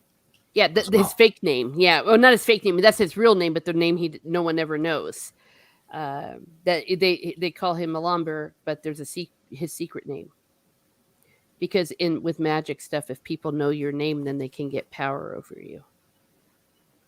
Man between two worlds. There we go. See, look how this is all just fitting together. I also appreciated how when they were all talking amongst the assembly, the assembly actually was more open-minded than I thought they might be. They were definitely open for debate about they didn't like the fact that they don't like to do politics, but they didn't like the fact that the warlord was demanding that they send great ones, and they're like, we have no problem if a great one wants to go on their own volition, but he can't just be ordering us. We're not an arm of his. And I enjoyed the debate that they did. But dang, and then at the end, they're like, oh yeah, by the way, Joe over there, whatever, no, what's his name? Shiro. Sorry, I was just trying to think of a name. He's not doing too good. He kind of has some issues because of something that happened with his grandmother, anti-imperial feeling. Should he live or die? And they're all like, die. And then kill him. And then he gets stunned senseless and his lifeless body transported to the bottom of the lake. And I was like, ooh. I mean, I wonder, like, when I was reading this, was this like something to kind of show Pug, like, keep opening your mouth and this could happen to you? I mean, I just don't know. Well, it certainly is a warning to the readers. That, that they're being nice and all, but don't fuck with them. Yeah. That there's a limit. And that when they do mete out justice, it is without mercy. But then again, Pug even said that. He says, it's going to be without mercy. So maybe he's more Serrani than he thinks. And speaking of which, yes, I'm not going to quite put that comment up, Jacob, but I know it's not a spoiler. Well, because anyone that's here right now knows that they're going to get spoiled. However, he decides then, I'm going. Oh, wait, what was the funny one? It was a funny. Hocho was all like, ho, you got a house, you've got this. Next thing you know, you're going to tell me you're going to be married. And he goes, well, actually. Yeah. And he does. He arrives and he sees his old friend, owner, because Kasumi, of course, was always, hey, don't ever forget I'm the master of the slave. Though, of course, now it's completely been turned around. And since Pug is outside of the law now, Pug is a great one. They're all like, whatever you want, great one, because he's like, may I come in, great one? So it just shows you Pug is now. And Laurie doesn't give a shit. He's like, Pug, and then gives him a hug. Yeah, exactly. It's like, oh my gosh, it's a great one. Yes, and it was great. You could have gotten killed for that one. Yeah. Mm-hmm. Yeah, but Pug wouldn't have hurt him, I think. No. Well, and Pug is, not that person. But meanwhile, yay, we love you, Pug. You're back. Milan Bear hugging it. And then finally, Laurie goes, wait a second. You don't know. What doesn't he know? He's got a boy. He's got a son. You didn't know you have a son? Oh, there he is. And this is why I was asking you about the cover. This is from the cover of one of the Magician Master covers has this. I'm like, what the hell is wrong with you? So I had cropped out, I just showed Katala and cropped out them, but here you see Pug, the way he looks now, and just reminding you, he's about, it is late 20s, but he's older, he's stronger, and he's like he's almost a master. Yes, Pug has a family, Jacob Ironside. And then you see Willie, my Willie. See, I was going to say, you don't know Willie, but maybe if you read on, you'll know Willie. He is an amazing character, and he's my other boy. I love Willie, and when they were screwing all the time, I'm thinking, Willie's being conceived, and Rennie doesn't know it. Rennie doesn't know it, but yes, it's one of my favorite characters. I mean, I like Willie more than I like Pug. It's and even Thomas, though I like Thomas, and we'll get back to him, but not yet. I think. Side note, Pug told him that. It turns out Macros the Black had saved the Serrani planet at some point. Because Pug had seen it in his vision, and he told the Hot Show that I've met this guy. Yeah. So there's a lot of crap going on with Macros. Yes, in beyond space and time and all that good stuff. Yeah, he's high level. Yeah, and when Katala comes running in, Pug almost cries with joy. I mean, come on, he loves her. So there you go. And that's what he's saying, is that he gets his heart back. And I thought it was funny that Hojo Pepper was like, "Yeah, I'm married, but I wouldn't recommend it." I was like, "Wow, what?" Oh yeah, that was hysterical. He's like, he's a nag. He didn't, or not a nag. I forget his words. Basically, he was saying she was a nag. He says, "I only go home when I have to." Yeah, during holidays or whatever. And I'm like, God. I thought that was funny. So she probably won't shut up. That's the problem. And now, I'm just going to read this. It's not necessarily a spoiler, but when Lori, we were told that Lori was the one that gave her the Midkimian names. That's how it was, William. And then she goes, "Well, I did." Lori said, "I favored James or Owen." Did you catch that, Steve? Yeah, well, yeah, James, because Jimmy. Mm-hmm. Yeah, and Owen. It's Owen with a Y in the books, though. Oh, fine. Whatever. Again, not a spoiler. I mean, it's that there's going to be obviously James. Yeah, and there's going to be a James and an Owen. Yeah. Later and on, eventually, badass. And of course, it's not a spoiler to say that eventually you will know him as James, and that's just so badass. I just can't even help myself. I love James. I love Jimmy, and I love Willie. Willie. They call him Willie when he's little, and William later, but the friends will still call him Willie. Yes, I know. Oh, trust me, Jacob. Trust me, all of you. What I've been hearing nothing but Willie jokes since I've been rereading this. I forget what was it that you said to me, Steek, about him and Katala, as like she missed the Willie too, or I forget what it was. Something. It was something about sex with Willie, and she named it. I don't know. I can't tell dirty jokes the same way you all can, but meanwhile, I mean, this is just so sweet, and I loved it. I was squealing when I was reading this for the first time. And then he's like, "Hey, don't worry, Kasamumi.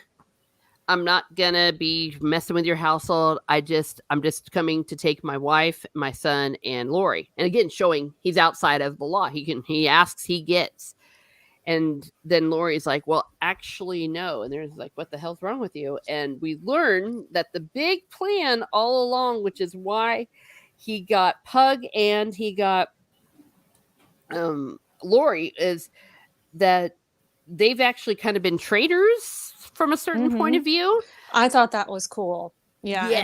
And they had a plan for him, and that's why they told Pug he couldn't get married. He's like, "Remember, I told you there was a reason, and this is why." Mm-hmm. Yeah, I like that because they wanted to include Pug in it. Yeah, I thought that was cool. Pug got taken away. Yeah.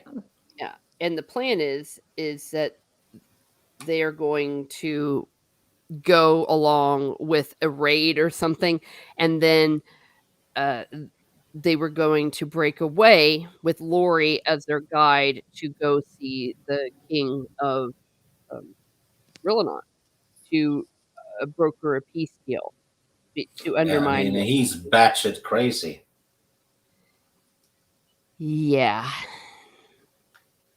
They don't. Oh yeah, you're right. They don't know that Roderick is, but Roderick is crazy, but he's not like crazy. He's just crazy. Paranoid. Yes. Yeah. The dude's mentally ill, but he's not like bad. It's just very susceptible because of his mental health. Yeah. And I had thought that they were wanting their skills to just help conquer, but it was the other way around, subverting my expectations, as Jacob Ironside says. Very cool how all this is coming together, and it's all linked. Yeah, it's all connected, and then so they're trying to undermine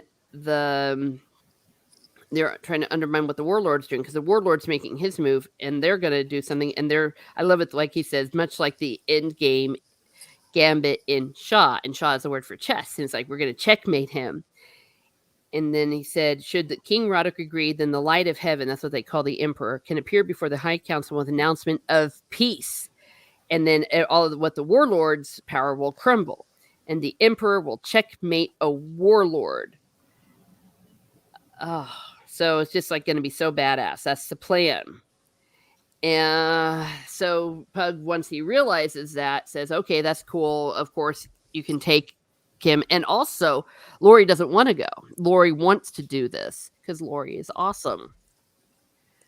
So, and he says to him, I envy you your homecoming. You will be well remembered, old friend.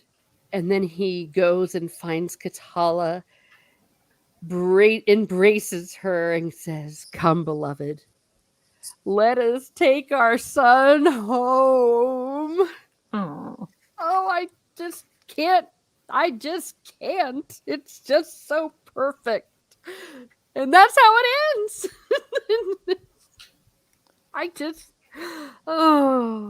love and family and getting that bastard warlord and Lori setting up to checkmate and be the guide. And Riker 1776 is here. Hey guys, another book series to consider and probably miss out on due to excess. Just bought collected Conan digital for $3. Oh, we read Conan here at Miss Martin Muses. Absolutely. Oh yeah, Conan's awesome.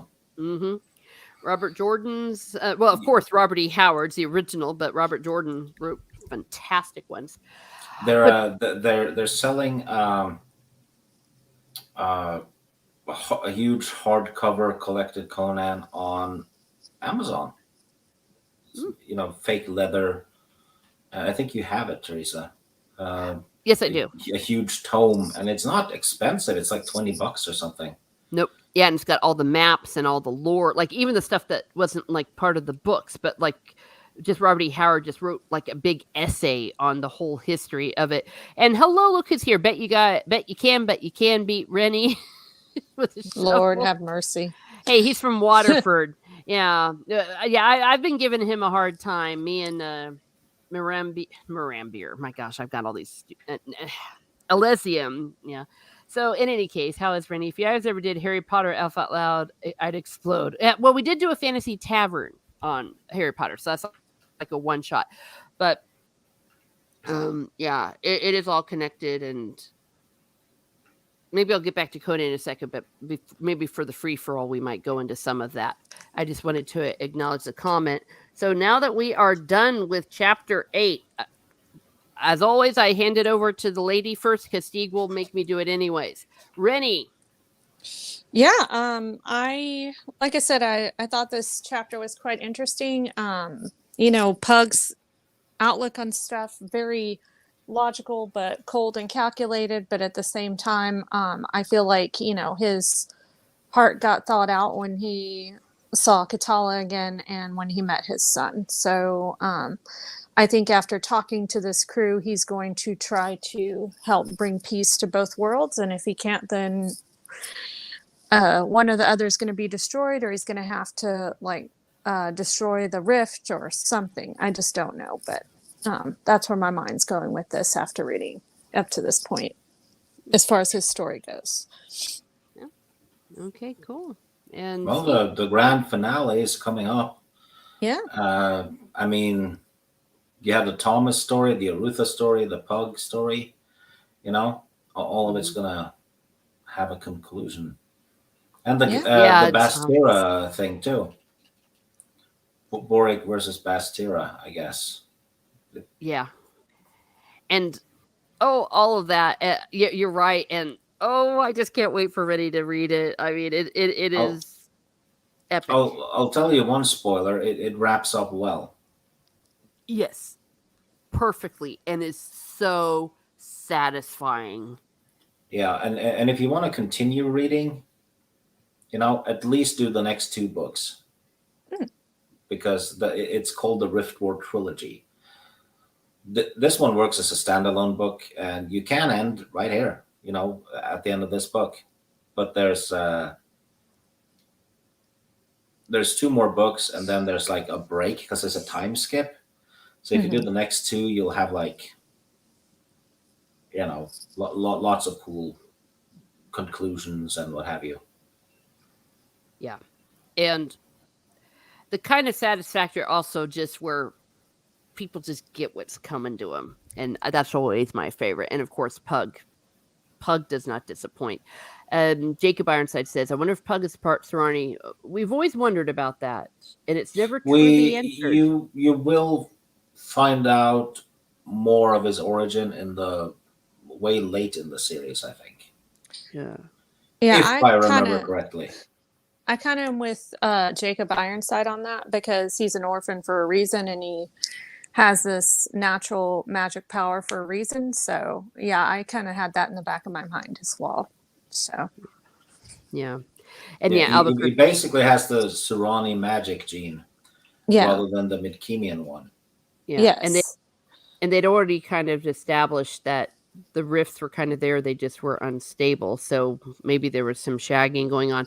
But as far as I'm well into the series, and it's still just something that even they're just kind of speculating on. It's not, and I don't think it's ever truly answered, if I'm correct, but I'm very careful, and I'll say it again, be careful. Don't look up a darned thing on the internet, especially on his website. You're just gonna get spoiled, and you don't want to get spoiled on these things. So I'm not looking it up. Read the books chronologically. Not by release. No. So yes, that's where Steve gave me the order, and I've been going by. And he even made me put my shelf in order, so which I at the time was resistant to, but now I realize he was right. So every time a new book comes. What kind of a sick bastard doesn't put the books in order in a shelf? Me. That's who it is. Great Gravy will back me up on this. The books should be in order on the shelf, or you will have no shelf. Okay. And thank you, Lady Gravemaster. I can't wait either. It's happening. I mean,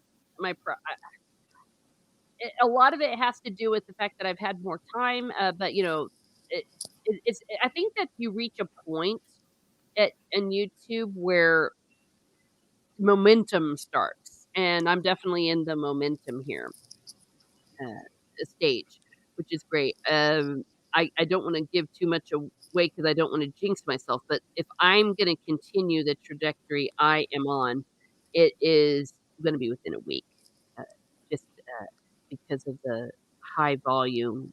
First of all the people that come to my chat, all the people that have been watching my videos, and people have been really enjoying the pub crawls.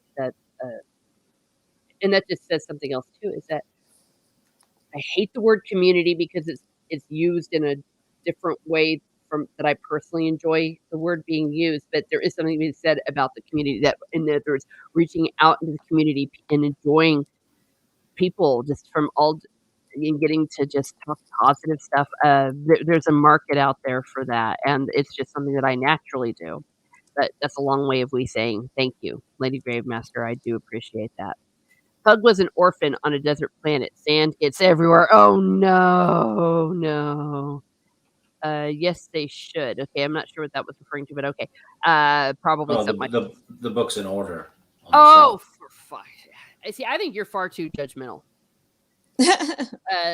Potato, and you too, Lady Gravemaster. I'm pointing the finger of judgment at you. Anyone know an audio series that isn't like 3 days per book? If you're Potato Revan, I would recommend. You won't get them shorter though, because it's they're reading the length of the book. Yeah, so it'd be for a shorter book. So if what you're asking for is abridged or a shorter fantasy series, I would throw out. I have been enjoying the Dresden Files. Each book is not long. It's about 200 pages, and it's a quick read. Also, Conan, the Conan. Oh yeah, the Conan novels are on YouTube for free, so you can definitely listen to them, and they're not that long. Yes, if that's what you're looking for for sure. And abridged is okay. Don't shoot me, anyone, especially if you're looking at classics. Like, I'm rereading The Count of Monte Cristo, and I'm rereading the abridged version. I have read the real version, but it's just like, I'm not in the mood of, reading nearly 1,000-page book, and on Audible it's like 55 hours. So get some abridged. If you are still liking Star Wars, the Audible, the abridged ones are still good. Oh gosh, listen, Lady Gravemaster. If you're not going to put them in order, they may as well be stacks on the floor next to Ryan's Pizza. Yeah, with no pineapple on either. Oh, yeah, I put pineapple on Pina. Yeah, me too. Oh, okay, gotcha. Listen, so would you? It was funny. Steve once said about me writing in books, like, you wouldn't write in the Bible, would you? And I went, actually, I do. Yeah, which is blasphemy, because it says in the back, if you add something to the book, you're gonna burn. He's only talking about the prophecies of the book of Revelation. Ha! No, it's all the way at the back. I know. He says the words of this prophecy. Read it. It doesn't say that in my one. Want to fight?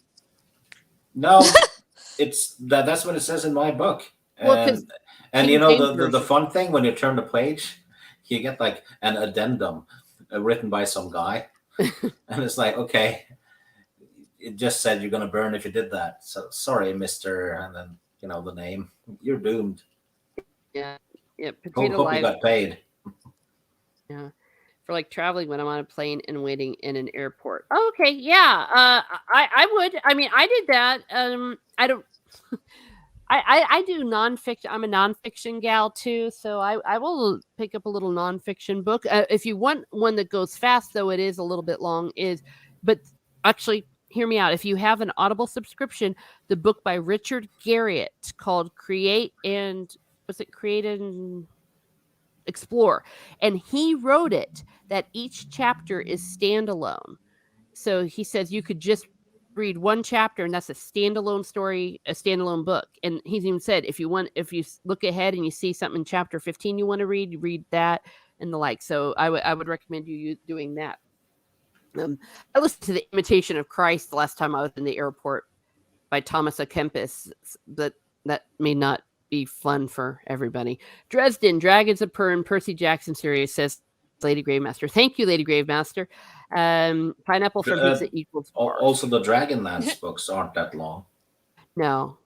How much is the length of that on Audible? Okay. All right. Before we continue in this vein, is there anything else anyone wants to say about the book? Otherwise, I'll move us to a free-for-all.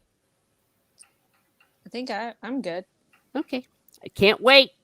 Oh, here we go. What we're going to read. We're going to read the next 3 chapters.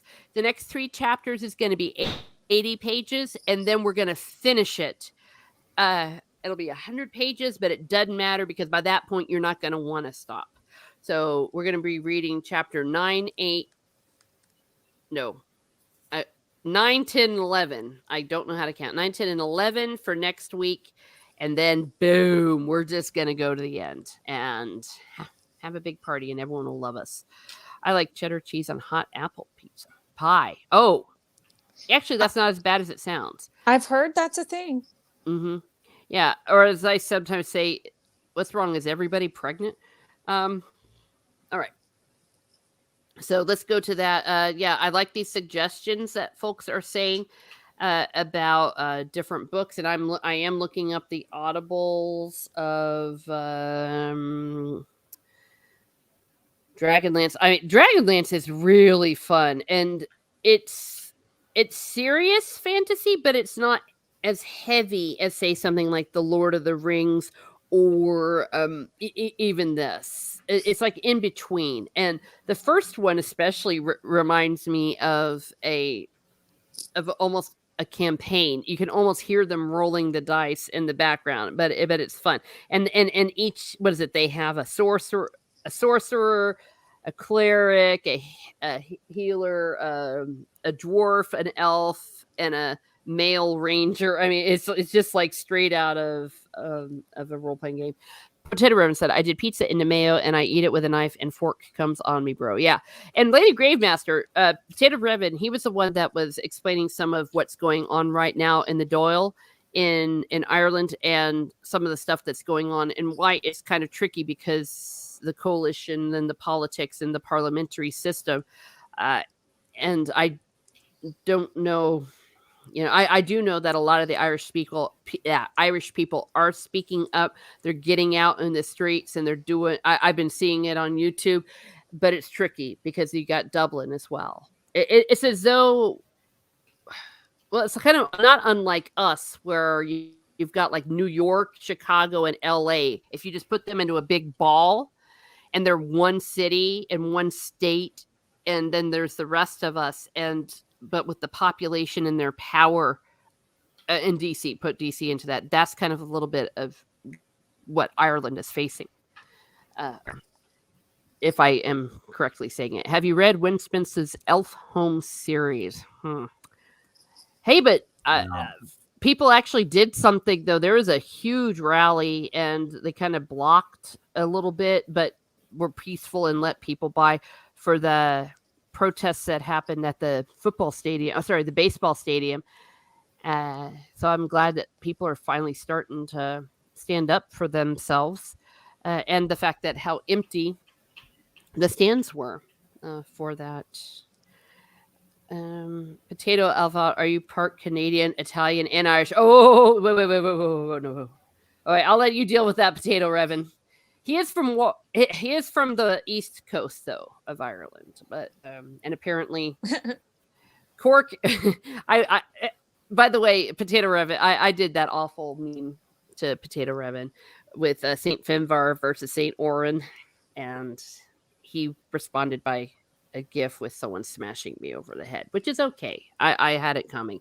I always say I don't make fun of people. I don't troll. I'm not mean on Twitter. I think that's the closest I've gotten to it. I'm still looking up the link here of Dragon, or was it of Autumn Spring? The first one? No, wait, that's Dragons of Autumn Twilight. Dragons of Autumn Twilight. That's the one you want to start with because it's very easy to maybe get into another one like the beginnings or the mini meetings ones or whatever. The meetings ones, they are set after it. Oh, this basically read them by release. Yeah, that's the easiest way to do it. Oh, they have like the whole series together. It's like 20 hours. So yeah, but look into that. Look into Dragonlance. I don't think you'll be disappointed.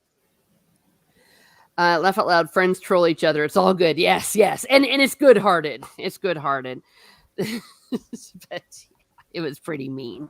I think that's one of the meanest things I've ever done. Well, and possibly dangerous because one of these days maybe Saint Oran will get revenge on me. I don't know. Maybe I won't be able to set foot in Waterford.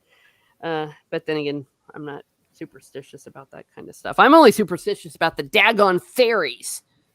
Scare me to death. The fairies, as in the supernatural fairies. Yeah, not Pride Month.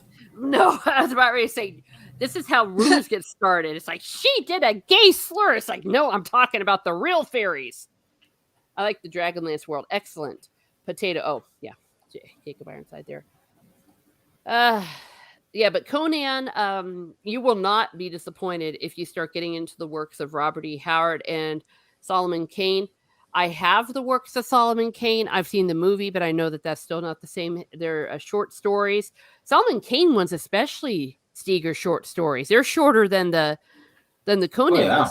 So if you want to get some Solomon Kane, and since they're believe it or not, things like that they're in the public domain. So you will find people reading them on YouTube. So go on YouTube and maybe a short story of Solomon Kane. That probably would be a good hour listen to, as you said, like if you're in the airport. Oh yeah. Those East Coast fairies. Yeah. Hey, the West Coast fairies in Ireland are the ones that scare me. I've been around those fairy forts. Yeah. And as he says, the Fae folk. Yeah, he calls them the Fae folk. Oh, God forbid you insult the El No Fae. Oh, dear me. Yeah. And that's the other thing. It does depend on region where you are in local custom. I thought it was interesting because someone had asked him, and he goes, "Yeah, they call them the Fey folk. I was taught to call them the good folk or the good people, or the people. Sometimes just the people." But fairy forts are cool. Well, of course, fairy forts weren't really built by the fairies, but they were like ancient monuments and things like that. And some of the local superstitions had them, and that protected them. So they weren't ever destroyed. Even today, there was a big controversy. I think it might have been around Thurles, where they were building a freeway and they were going to have to tear down a fairy fort, and the whole, like, everyone had a canary. So they put the freeway to go around the fairy fort. If I'm correct on that, if I got the location right, I remember that was in the news. And also the same thing with one of the trees. It was like, don't you fuck with that tree. You're going to leave that tree alone. And superstitions, I think, are actually good. Okay, as long as it doesn't go too far. For example, if you start like some weird cult and start like stabbing people and dissecting their bodies or something, that kind of superstition is bad. But innocent superstitions like that, I think, are good. They're good for culture, they're good for society, and they're good for everything. There's songs and story and lore. Everyone should love their lore. Oh, those people, yeah. Well, I'll tell you, the fairy I hate the most is I can't stand the banshee. She still scares me. The banshee's a scary one. So I mean, that's that. We have 2 more of these. I think we're planning to go ahead and do it next week. And because 4th of July is not on a weekend, I'm planning to do it the week of the 4th of July. Let me see. Yeah, because the next week will be the 24th. And then the next one will be July 1st. And then that'll be the end. So, Rennie, are you doing anything that weekend that might impede? Not to my knowledge at this time. Okay, so that's the plan. So we will most definitely be here next week. And then, yeah, because sometimes even when the 4th of July falls on a Tuesday, often people take like a 4-day weekend, because I think you get the Monday off of work, don't you? As well as the Tuesday. I only get Tuesday, but, just kind of depends. Sucks. I know. Okay, well, because I guess it just depends on where you're working. Let's see. I most of my time I would not be working in July, but I worked at a daycare when I was studying to be a teacher, and we would get that off. Yeah. And was sanctified by pagans and Catholic. Absolutely. Yeah, re-sanctified. Yeah. See, that's the other thing. Sometimes we Catholics have been criticized for people because of our openness to some of that pagan stuff. And it's like, it's part of the thing, it's like, oh my gosh, you guys are all pagan. We get accused of paganism. And it's like, well, okay, I guess. But it's all connected. It's all connected. And especially in places like, Ireland and stuff. And I'll just say this. I get very unamused, or sometimes maybe a bit amused, where people will sit around and say, oh my gosh, you guys are awful, especially Irish Catholics, because there's a lot of that you'll find there, and even here in America. And then I'll be like, oh, you got a wedding ring? It's like, what is that? It's like, that is totally pagan that we ripped off, and sanctified and blessed and all that. And all Christians do that. Or a Christmas tree. You have a Christmas tree. Now, to be fair, some people are consistent. They won't have Christmas trees because they're pagan. But it's like, everyone does something pagan. In defense of pagans here. And if you're not, you're probably not being very truthful with yourself.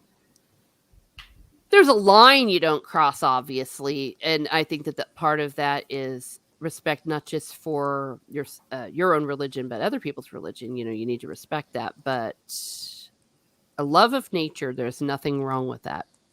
Don't touch that tree. It's the Keebler tree. If you cut it down, they'll start making something green. Damn right. Yeah, watch out for that tree. Bum, bum, bum, bum, bum, bum.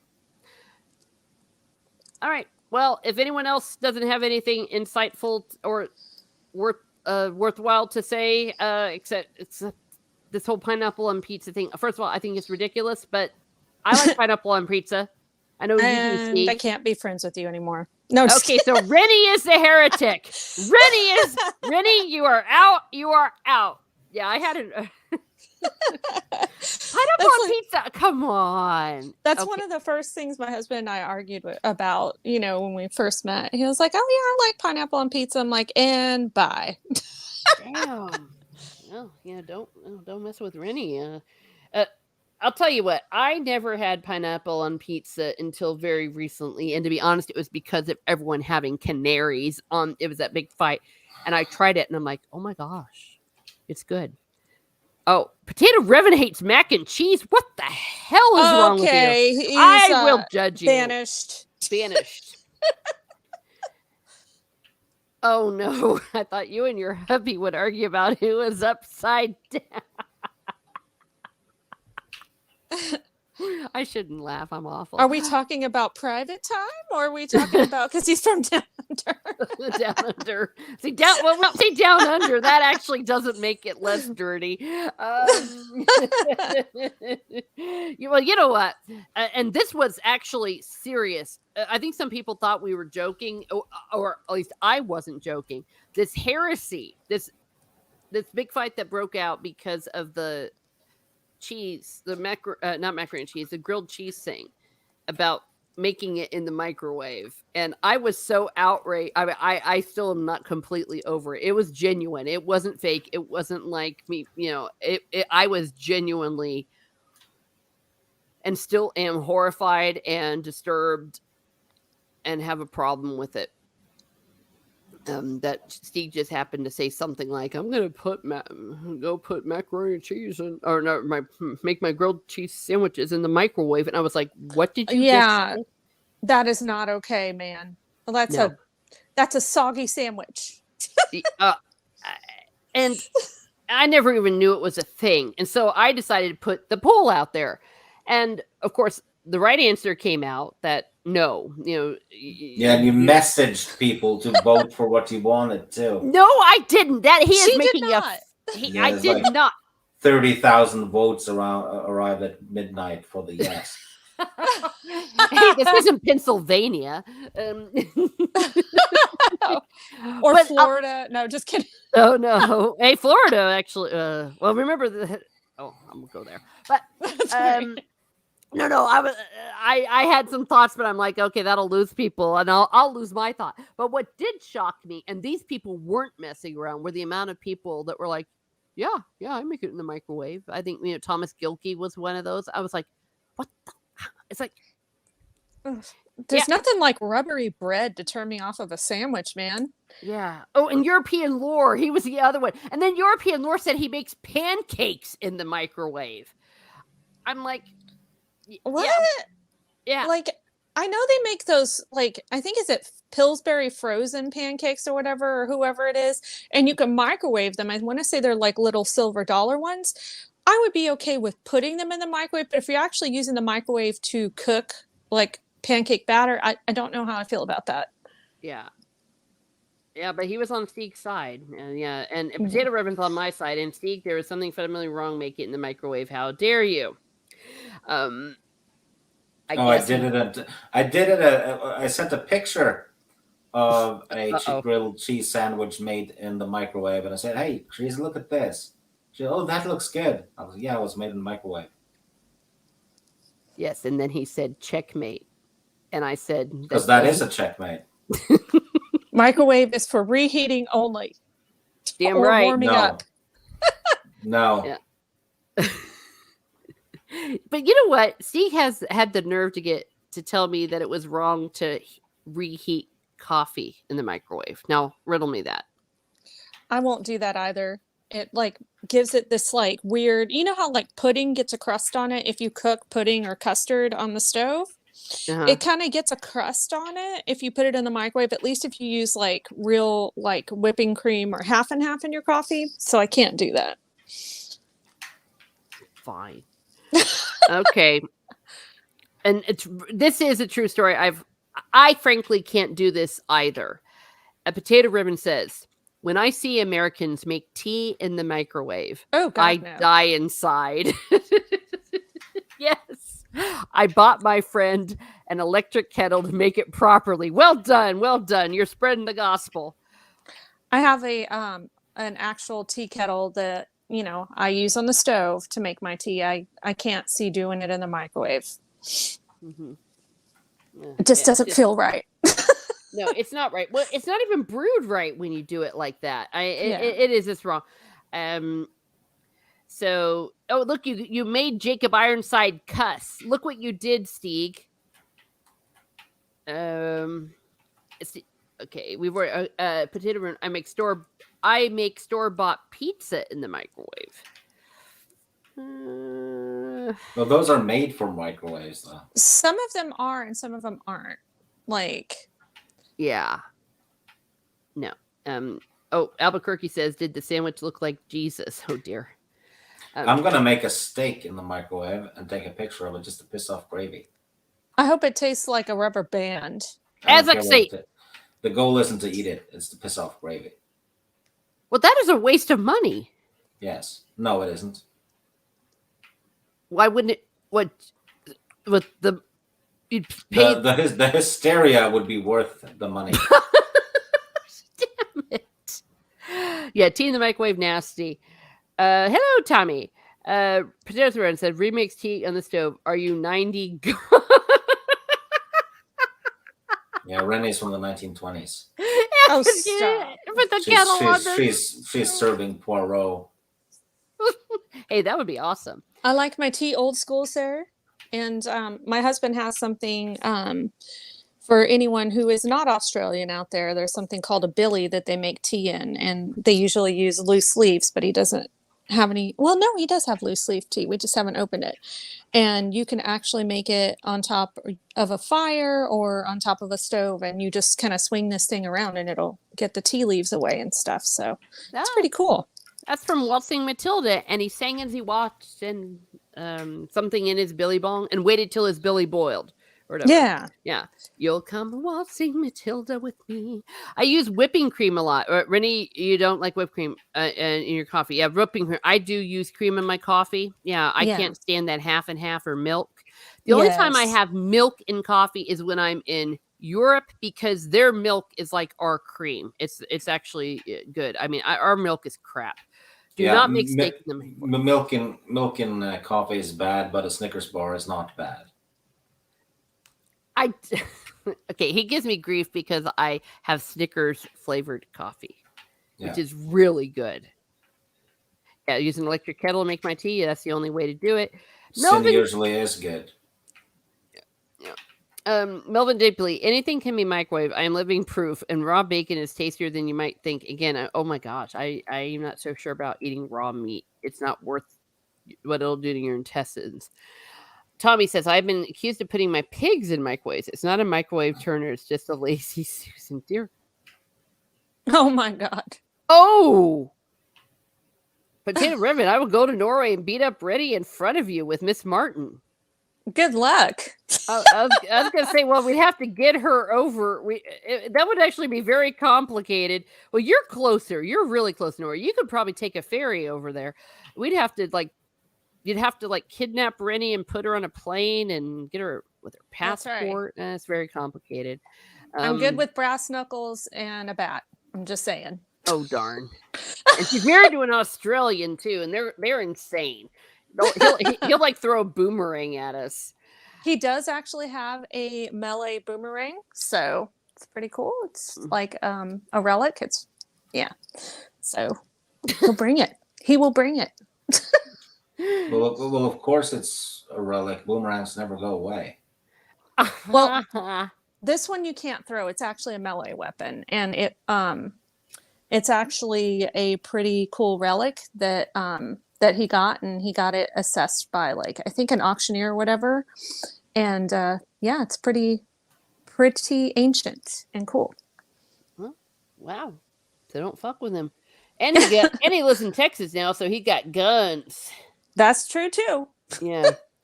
Potato Ribbon. American candy is absolutely disgusting. I mean, I had some in America and vomited. I can't disagree. It is pretty gross. Also, your pizza and butter is nasty. yeah, you're right. You're right. Yeah, he said something, I think, when he was here, and I don't think I'm divulging too much on him, but he said that our food upset his stomach a little bit when he was here last summer. Yeah. Oh, I'll tell you what. You go to spend some time in Europe, even just like a week, you feel better. Like, and you can eat like crap over there. Like even their desserts, their carbs and all that. It doesn't make you feel nasty the way the American food will. And then you come back to America and you're just like, gosh, it's like, man. My brother-in-law, he spent some time in Sicily and he said, I ate spaghetti like 3 times a day. And, because he was in Sicily and he came back and he had lost weight. Now that's interesting. Yeah. Well, because he said several things. And some people have said, I've heard this more than once, that what we put into our foods here in America and the way we process it and the grain and stuff that it's made of, it's actually very fattening. And also, you walk everywhere. It's not a sedentary lifestyle. And I feel like we use too many preservatives in our food sometimes. Mm-hmm. Which is why I'm almost starting to think maybe I just need to start going to those organic places, even though, it's full of people with purple hair and nose rings. I mean, they might be right about some things. I'm Irish Rebel Stock, says Potato Raven. Literally, one of these days we need to talk about that. And I don't think YouTube will kick us off. I think I will bank you and put your bat in your backpack and turn you into a carry-on luggage. So no passport. Okay, there you are. Yeah, his grandfather fought, was it great-father or great-grandfather? He fought in the in the War for Independence, as well as the Civil War that followed. Potato, I think you mistook Canada for America. Now you're all good. Well, we know that. Obesity, though, is rampant in America. So there's obviously something in the food. It's not just people being lazy bastards. No. And who was it? Jack Posobiec, he's married to a Polish chick. And she said, she came over here and was like, what the hell's wrong with you all? And I've heard a lot of people say that when they get to America, they like gain weight. And it's like, I'm not even eating that much. So and it tastes better. That's the other thing. I went to Paris with a traveling companion and she had never been to Europe. We went to the supermarket to get our food to bring back to our hotel because it had a little kitchenette. And after she just had the yogurt, she was like, what is this? She said it was just like amazing. She said it is not fair that our food doesn't taste this good. Everything has high fructose corn syrup in it. That's why. Yes. Yeah. We put sugar in everything and it's hidden sugar. Yes. Full of sugar. Yes. Who put sugar in bread? Yeah. Don't go to fast food place in America. That food is shit. Yeah. But even supermarket food, just be really careful. Melvin, it has a chemical in it as a preservative that we can taste it, but Americans can't have to last longer. Okay. When I could walk before my feet. I'd walk 3 miles each way daily. Mm-hmm. Well, I remember as a kid, you didn't have like a school bus that just pulled out in front of your house and took you to school and back. You had to walk, and it was up and down hills because there's hills. Let's see, Potato, it's like people who grew up drinking Diet Coke. To them, that's a disgusting taste. It's what it's meant to taste like. Hello, Soul Assassin. Our food is full of preservatives and sugar. Yes, it is. Potato ribbon. Cornstarch is fucking everywhere and a load of chemicals. We had chocolate dessert right, and it smelled metallic and off. Like, oh my God. Yes. Oh, hello, hello, hello. Everyone's saying hello and hey and all of those things. Yeah. Gosh, this is making me want to go to we have one of those organic places near me. I'm just like, maybe I'll just do it. And there's something to be said about folks that still grow their own food. No, they're going to tax that one now. So they're just going to make sure people get even fatter. Ugh. Basically, the shit unhealthy food is cheap. And that's also part of the problem. Yeah, is that you're encouraged. They have an investment in making Americans fat. Yeah, fat and stupid. Yeah, I agree. Fat, stupid, and I'll just go back to a certain time. No one say the word damn it. I am really close to monetization. a certain time when they what they do, they closed the gyms but kept the liquor stores and the other stores open. It's like, yeah, people fell for it. Well, I mean, I guess, and if that was the law, but I'm not going to break into a gym. And I just said, fuck it. If I can't go to the gym, and that's when I went and bought a bike. It's like, fine, I'll turn the outside into my push-ups on the living room floor. You could, but I can't do that because of my upper body strength issues. But sit-ups then. Okay, yeah, but still, to get that high impact, a sustained thing going on. Yeah, so it took it outside, and school bus here is a city bus. So to get it, it was like 1 mile away from my house just to get there, and then another mile to my high school uphill. Yeah, that was the other thing. Let's see, it was a number 6. That was the one that was near us, and it's still the same route, but it's called like 216. I took it the last time I was there, but yeah, if we did want to go, it would be at least about a mile away. Yeah, we had to go down a hill and up a hill and then walk the rest of the way to the school. But it costs money, and it was easier for us just to ride our bike or do that. See, it used to cost. The bus routes used to be like 10 pence. I remember that. Get fat, develop sickness, and need medical attention. Yes. Medical industry. If you get diabetic, then you get them medicated for their life, which turns them into a money mule. I will never get monetized. They hate my guts. I'm sorry, Tommy. Yeah, he's not lying. The stuff they're doing to him is ridiculous. Yeah, which is weird. Yeah, and where's the community? Where's the stand with Tommy? Well, I was going to say, we all know. The health food stores are more expensive. It's really hard to find non-modified food. You see that, and that's the other thing. Yeah. And kind of what we're saying is that, and you have to, it costs twice as much to get the healthy stuff than it is to get the poor stuff. And if you've got a family and stuff, you don't have the money. If you're poor, you don't have the money to do it. And oh gosh, if you could see what they are feeding kids in school for the school lunch program, it's just bad, really bad junk food. And then they make them sick. They've been classified as special ed, even if the special ed is the fact that they have something called oppositional defiance disorder. You cannot disclose that to the parents. So if you've got like 10 kids that are violent in the class with your kid, your parents are not allowed to know. Our lives have changed. Brittany's been married, if you haven't noticed, but also just lots of things like just not having a schedule on Saturday mornings. Have our Saturday mornings open, and again, not that I haven't loved it, but it's just time. It's time for us to do something a little less regular and all that good stuff. How dare you? Yes, how dare you? No, they're talking about Batman.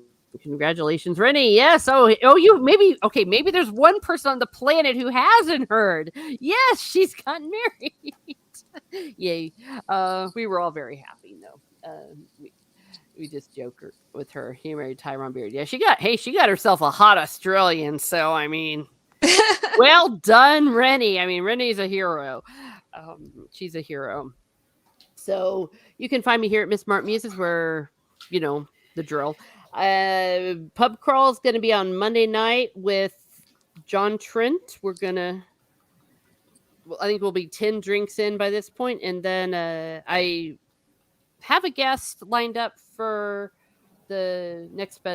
We're still negotiating dates and times, and then it'll be La Reina Creole, Biggles Met. Let's see, Nina Infinity's going to be on, so it's Magic Max, and we're.